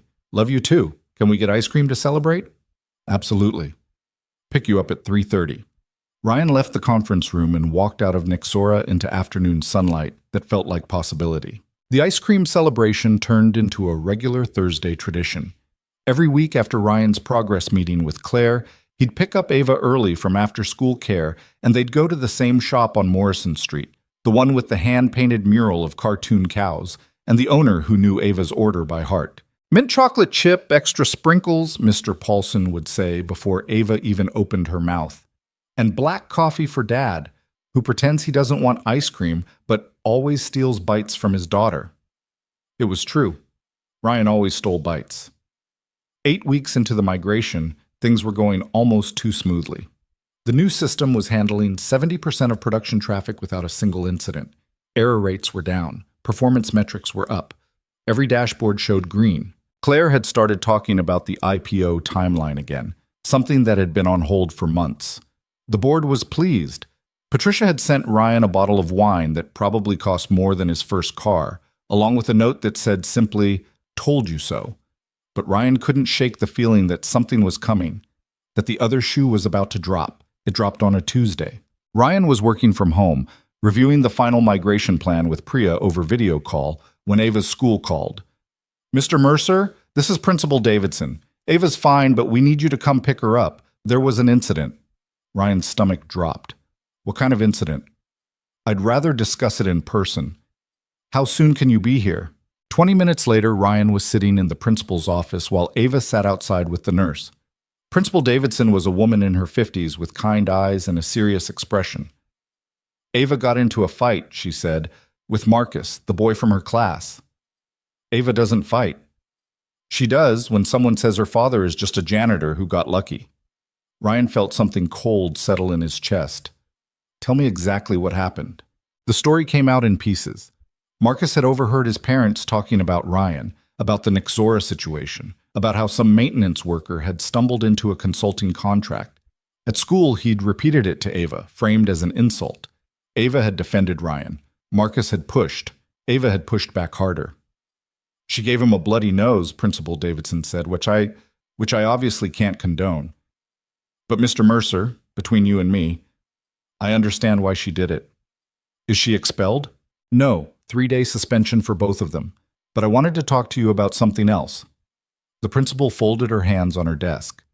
Kids talk, parents talk more. There's been some discussion about your situation, about how you went from maintenance to consultant. Some of it is admiring, some of it is less kind. People can think whatever they want. They can, but it affects Ava.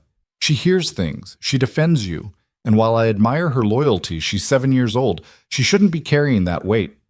Ryan knew she was right, had known it for weeks, but hadn't wanted to face it. What do you suggest? Talk to her. Help her understand that other people's opinions don't define her father's worth. And maybe, if you're comfortable with it, come speak to the school.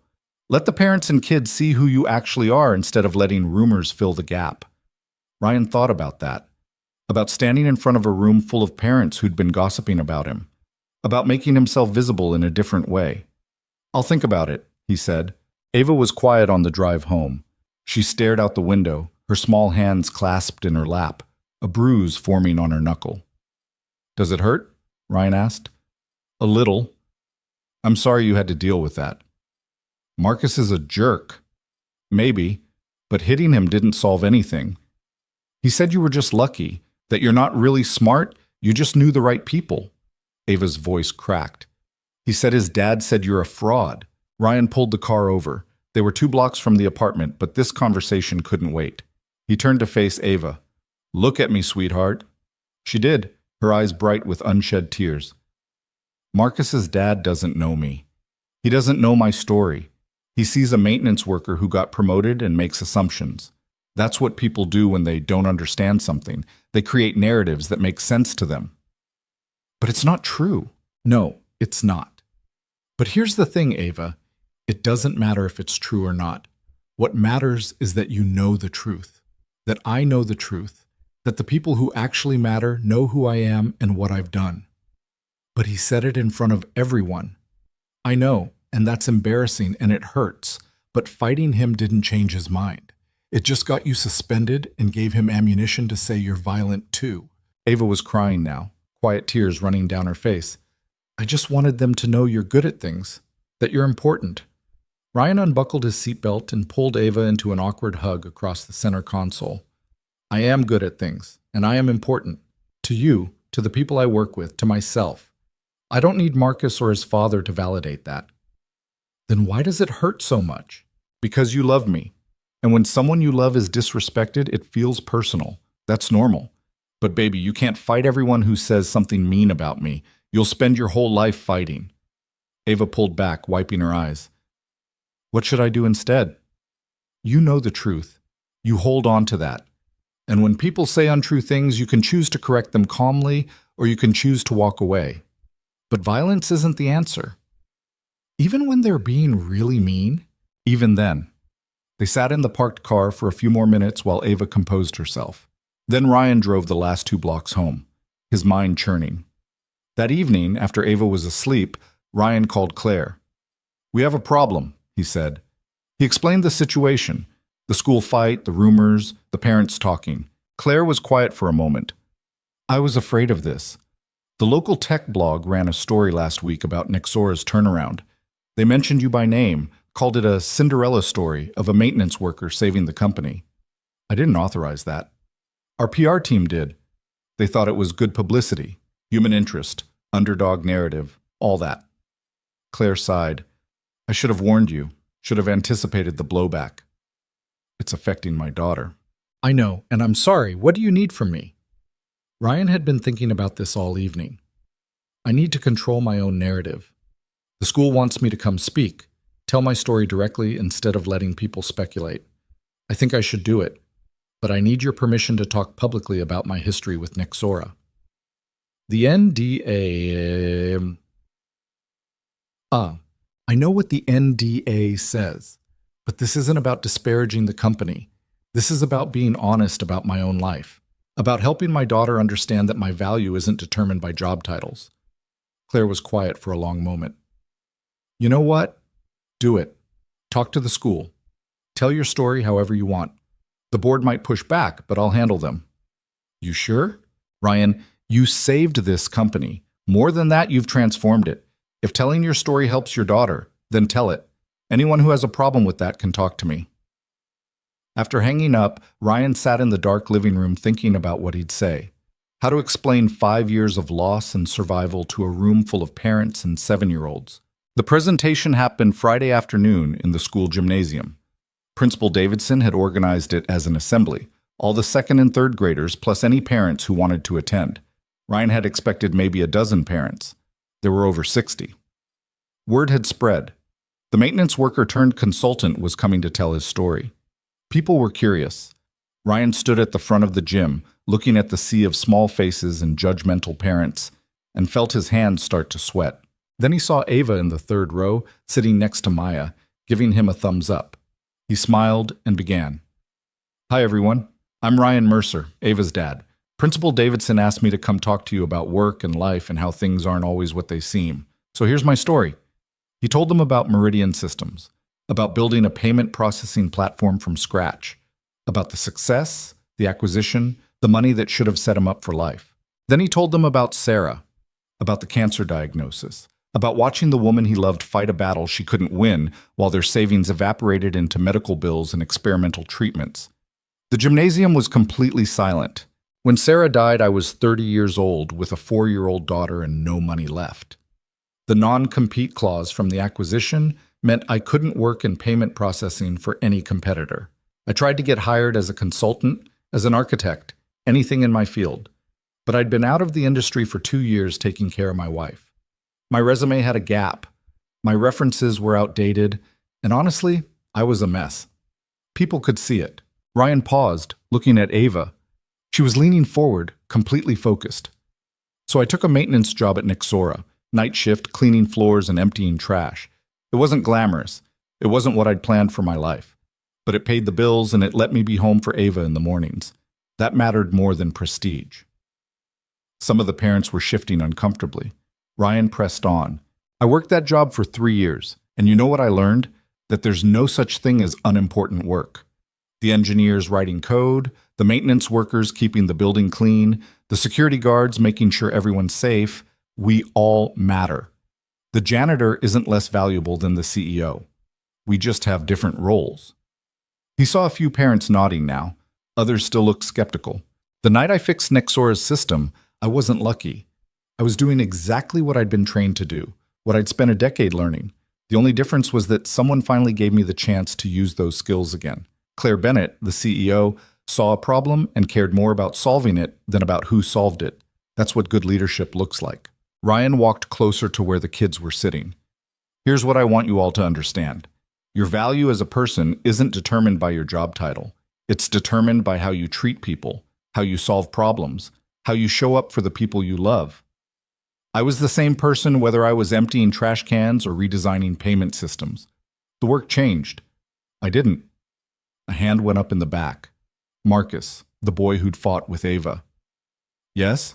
Ryan said. Marcus stood up nervously. My dad said you just got lucky, that you were in the right place at the right time. Ryan could have gotten defensive, could have put the kid in his place. Instead, he nodded. Your dad's partially right. I was lucky. Lucky that the crisis happened during my shift. Lucky that Claire was willing to listen to a maintenance worker. Lucky that I'd kept my skills sharp during 3 years of night work. But Marcus, here's the thing about luck. It only matters if you're prepared for it. I could have been in the right place at the right time and not known how to fix the system. Then I'd just be a janitor who watched the company fail. He saw understanding dawn on a few faces. Luck is opportunity meeting preparation. I prepared for a decade. The opportunity came later. Both mattered. Another hand, a girl from Ava's class. Did you feel sad when you had to be a janitor? Sometimes, Ryan admitted. Sometimes I felt like I'd failed, like I'd wasted my education and talent. But other times I felt grateful. Grateful I had any job at all. Grateful I could provide for Ava. Grateful for the quiet hours where I could think and plan and remember who I was. He looked directly at Ava now. And I was grateful because those 3 years taught me something important. They taught me that I don't need other people's approval to have value. That my daughter's love matters more than professional success. That being present is worth more than being important. The assembly wrapped up 20 minutes later. Parents approached Ryan afterward, some apologizing for the gossip, others asking questions about his work. A few still suspicious, but at least quiet about it. Marcus's father was one of the last to approach. He was a tall man in an expensive suit, looking uncomfortable. "Mr. Mercer, I owe you an apology. I made assumptions, said things I shouldn't have said, especially where my son could hear them." Ryan extended his hand. "We all make assumptions. It's what we do when we learn we're wrong that matters." They shook hands. Marcus was standing next to his father, looking at the floor. "Marcus," Ryan said gently, "you want to apologize to Ava?" The boy looked up, surprised to be addressed directly. "I'm sorry I said mean things about your dad. And I'm sorry I punched you," Ava said from beside Ryan. Marcus almost smiled. "You punch really hard for a girl." "I punch really hard for anyone," Ava corrected. The adults laughed, breaking the tension. That weekend, Ryan took Ava to visit Sarah's grave for the first time in months. They brought flowers, daisies, Sarah's favorite, and sat on the grass in front of the headstone. "Do you think Mom would be proud of you?" Ava asked. Ryan thought about that, about the choices he'd made, the compromises, the 3 years of invisibility.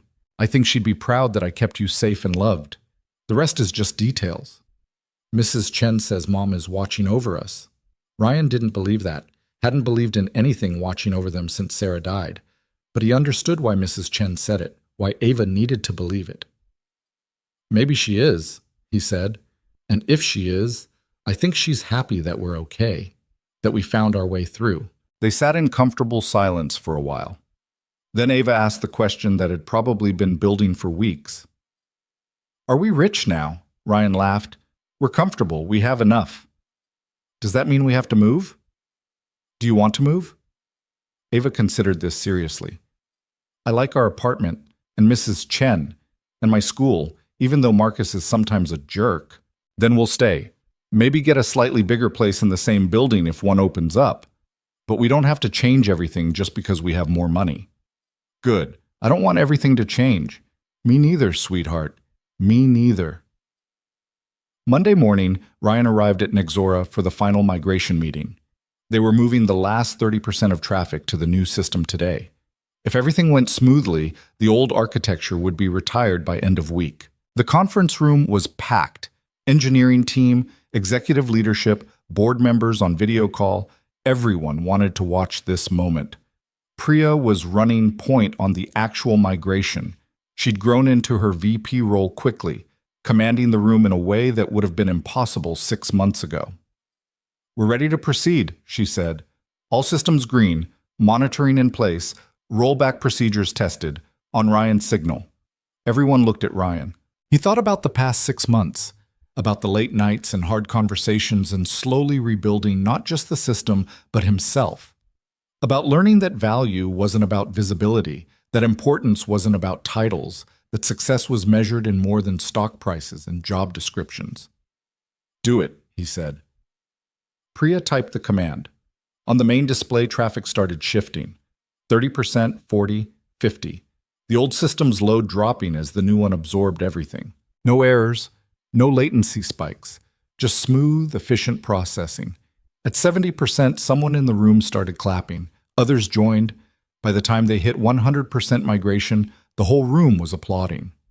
Claire was smiling that genuine smile again. "Ladies and gentlemen, Nexora just became a completely different company, and we have Ryan and this team to thank for it." More applause. Ryan felt awkward and pleased and ready to be done with the attention. Patricia's face appeared on the video screen. "Ryan, remarkable work. The board would like to extend your contract, another 18 months, similar terms, focused on scaling architecture for our international expansion." Ryan had known this was coming, had spent the weekend thinking about his answer. "I appreciate the offer," he said, "but I'm going to decline." The room went silent. "You're declining?" Claire's voice was carefully neutral. "The system is built. Priya and her team can handle the scaling. They don't need me for that." Ryan looked around the room. "I set out to fix what was broken. It's fixed. Now I want to go back to having a life that isn't consumed by work." "We could reduce the hours," David offered. "Make it a part-time arrangement." "I know, But I don't want to be the guy you call every time there's a crisis. I don't want to be indispensable. I want to be a father who's present, a person who exists outside of work. I had that taken from me once. I'm not giving it away voluntarily again. Claire was watching him closely. What will you do? I don't know yet. Maybe independent consulting, small projects, things I can do from home. Maybe teaching, passing on what I know to people starting out. Maybe nothing for a while. Ryan shrugged. I have options now. That's more than I had 6 months ago. Patricia spoke from the screen. We'll miss you, Ryan, but I understand. Sometimes the smartest thing you can do is know when to walk away. The meeting broke up soon after. People congratulated Ryan, expressed disappointment he wasn't staying, asked if he'd reconsider. He remained polite and firm. Claire caught him in the hallway afterward. You're really leaving. I'm really leaving. I had plans for you, projects, leadership roles, a path to CTO if you wanted it. I know, but that's your path, Claire, not mine. She studied his face. You've changed. From that first night when you were just the maintenance guy trying to help, you're more confident now, more certain of yourself. I'm the same person. I just stopped apologizing for it.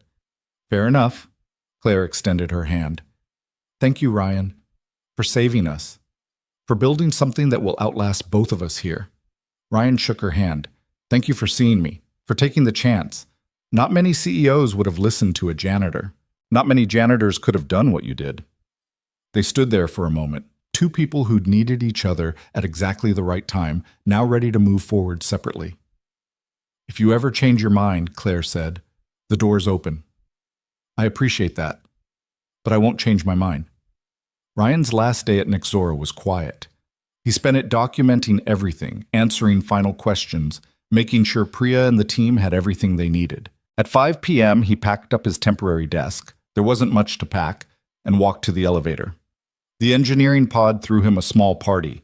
Cake from the grocery store, coffee that wasn't terrible, genuine gratitude from people who'd benefited from his work. Priya hugged him.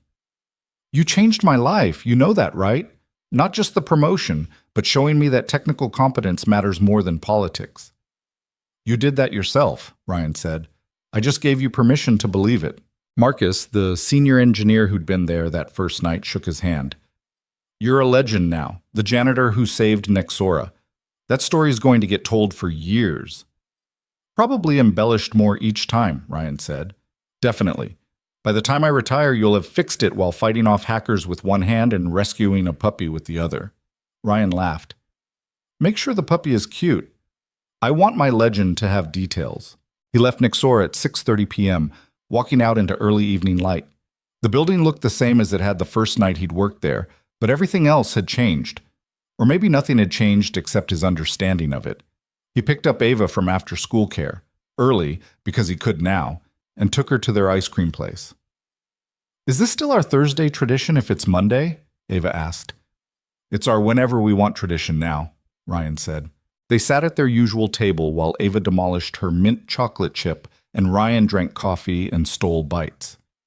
Daddy, Ava said, mint ice cream on her nose. Are you done being important now? Ryan wiped her nose with a napkin. I was never done being important. I was just important in different ways. Are you happy? It was such a simple question. 7-year-olds didn't complicate things unnecessarily. Yeah, baby, I'm happy. Good. Because you smile more now. I like when you smile. That night, after Ava was asleep, Ryan sat on the couch in their small apartment with the counters that didn't quite line up and thought about the future. He had money now, not wealthy, but comfortable, enough to give Ava opportunities, to stop worrying about every grocery bill, to breathe. He had options. Could consult, could teach, could build something new if inspiration struck. He had time. Mornings with Ava, evenings together, weekends that were actually weekends. He had himself back. Not the person he'd been before Sarah's death, that Ryan was gone, buried with her, but someone new, forged from loss and survival and the hard-won understanding that value didn't require validation. His phone buzzed, text from an unknown number. Hi, Ryan, this is Dr. Rachel Kemp from State University. Claire Bennett suggested I reach out. We're starting a new program training low-income students in software engineering, looking for industry professionals to teach part-time. Interested? Ryan read the message twice. Teaching. Passing on knowledge. Helping people who needed opportunities. That felt right. He typed back. Very interested. Let's talk. The response came quickly. Great. Are you free Wednesday afternoon? I'm free every afternoon now. Wednesday works. Ryan set down his phone and went to check on Ava one more time.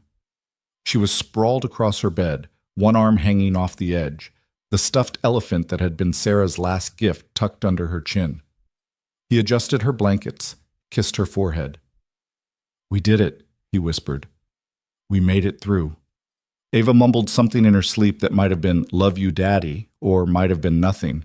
Ryan stood in the doorway for another moment, watching his daughter sleep, feeling the weight of the past 5 years finally lifting. They'd lost so much. Sarah, the company Ryan had built, years of stability and certainty, but they'd gained something too.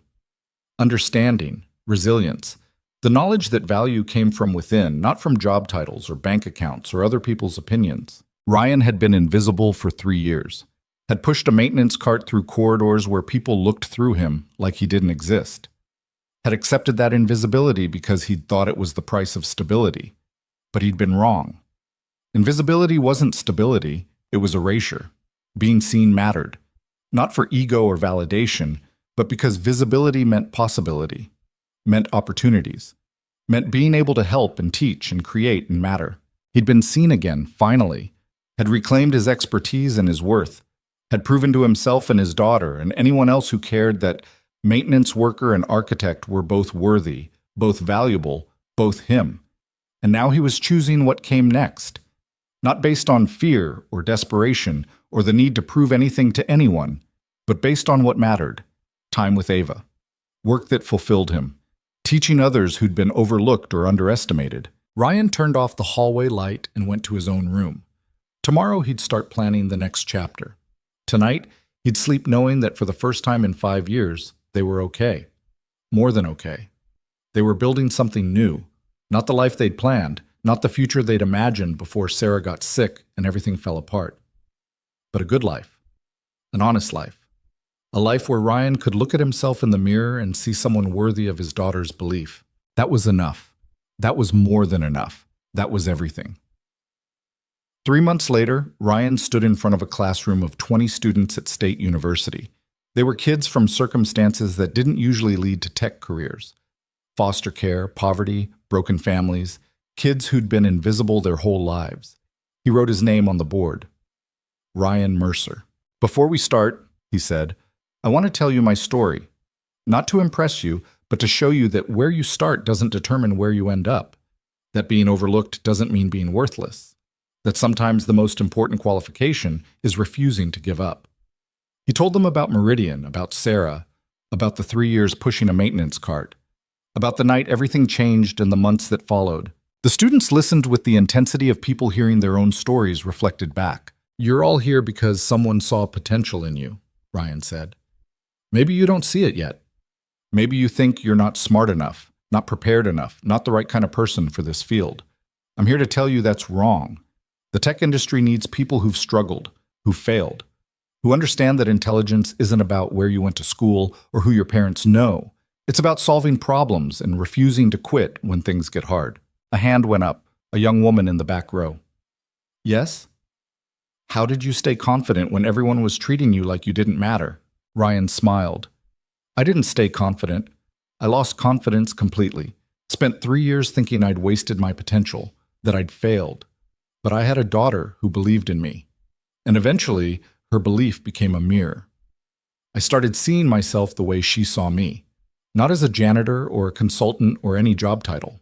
Just as someone who could fix things. Someone who mattered because of who I was, not what I did. The class ran for 2 hours.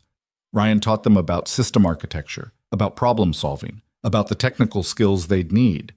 But more than that, he taught them about value, about refusing to be invisible, about understanding that everyone's path was different and that was okay. After class, 3 students stayed behind with questions.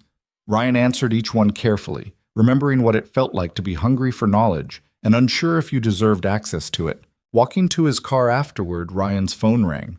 Ava, calling from Mrs. Chen's apartment. Hi, Daddy. How was teaching? It was good, sweetheart. Really good. How was school? Maya and I are building a fort in the living room. Mrs. Chen says we're being creative. Can you bring pizza for dinner? Absolutely. Pepperoni? And breadsticks. Deal. See you in 20 minutes. Ryan drove through the city thinking about how strange life was. How you could lose everything and find something better. How you could be invisible and then seen and then choose your own visibility. How endings could become beginnings if you let them. He stopped for pizza, added breadsticks and a salad because Mrs. Chen would give him grief if he didn't include vegetables, and drove the last few blocks home. The apartment building still looked shabby in daylight, still had cracked steps and graffiti someone had half-heartedly painted over, still required the lift and turn trick on the front door, but it was home. The place where Ryan had survived the worst years of his life and come out stronger.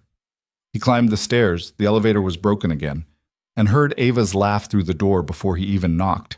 Mrs. Chen opened it, rolled her eyes at the pizza box, and pulled him inside. "Your daughter has destroyed my living room," she announced. "Our fort is amazing," Ava corrected, emerging from a construction of couch cushions and blankets. "Come see, Daddy." Ryan set down the pizza and crawled into the fort with Ava. It was cramped and poorly engineered and absolutely perfect. "This is the best fort I've ever seen," he said seriously. "Better than the one we made last month?" "Way better. The structural integrity is much improved." Ava beamed. "I'm going to be an engineer like you when I grow up." "You can be anything you want," Ryan said. "Engineer, doctor, artist, teacher, whatever makes you happy. But you're happy being an engineer." "I'm happy being your dad," Ryan corrected. "The engineering is just what I do. It's not who I am." Ava thought about that. "Who are you then?" It was the kind of question only kids asked, cutting straight through to the essential truth. Ryan pulled his daughter close, holding her in the cramped fort made of cushions and love. "I'm the guy who fixes things," he said, "who loves you more than anything, who learned that being important and being visible are different things, and that the most important people are often the ones nobody sees." "I see you, Daddy." "I know you do, baby. That's what matters." They ate pizza in the fort, while Mrs. Chen complained about crumbs and laughed at their jokes. They watched a movie after dinner, Ava falling asleep against Ryan's shoulder halfway through like she always did. Later, after carrying Ava back to their apartment and tucking her into bed, Ryan stood at his kitchen window looking out at the city lights. He thought about the journey, about being someone important, then invisible, then important again, about learning that all of it was just perspective, just labels other people applied. The truth was simpler. He was Ryan Mercer, father, engineer, teacher, survivor. Someone who'd lost everything and built it back differently. Someone who'd learned that titles didn't define worth, that visibility didn't require validation, that the most important work often happened in the quiet moments nobody celebrated. He'd been invisible for 3 years.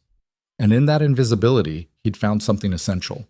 Not success or recognition or professional redemption. He'd found himself. The parts that mattered, the parts that couldn't be taken away by job loss or death or cruel circumstance. And that, Ryan thought as he turned away from the window and headed to bed, was worth more than any consulting contract or stock option or professional accolade.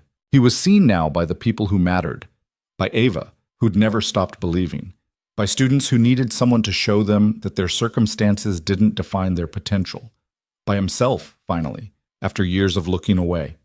That was enough. More than enough. That was everything.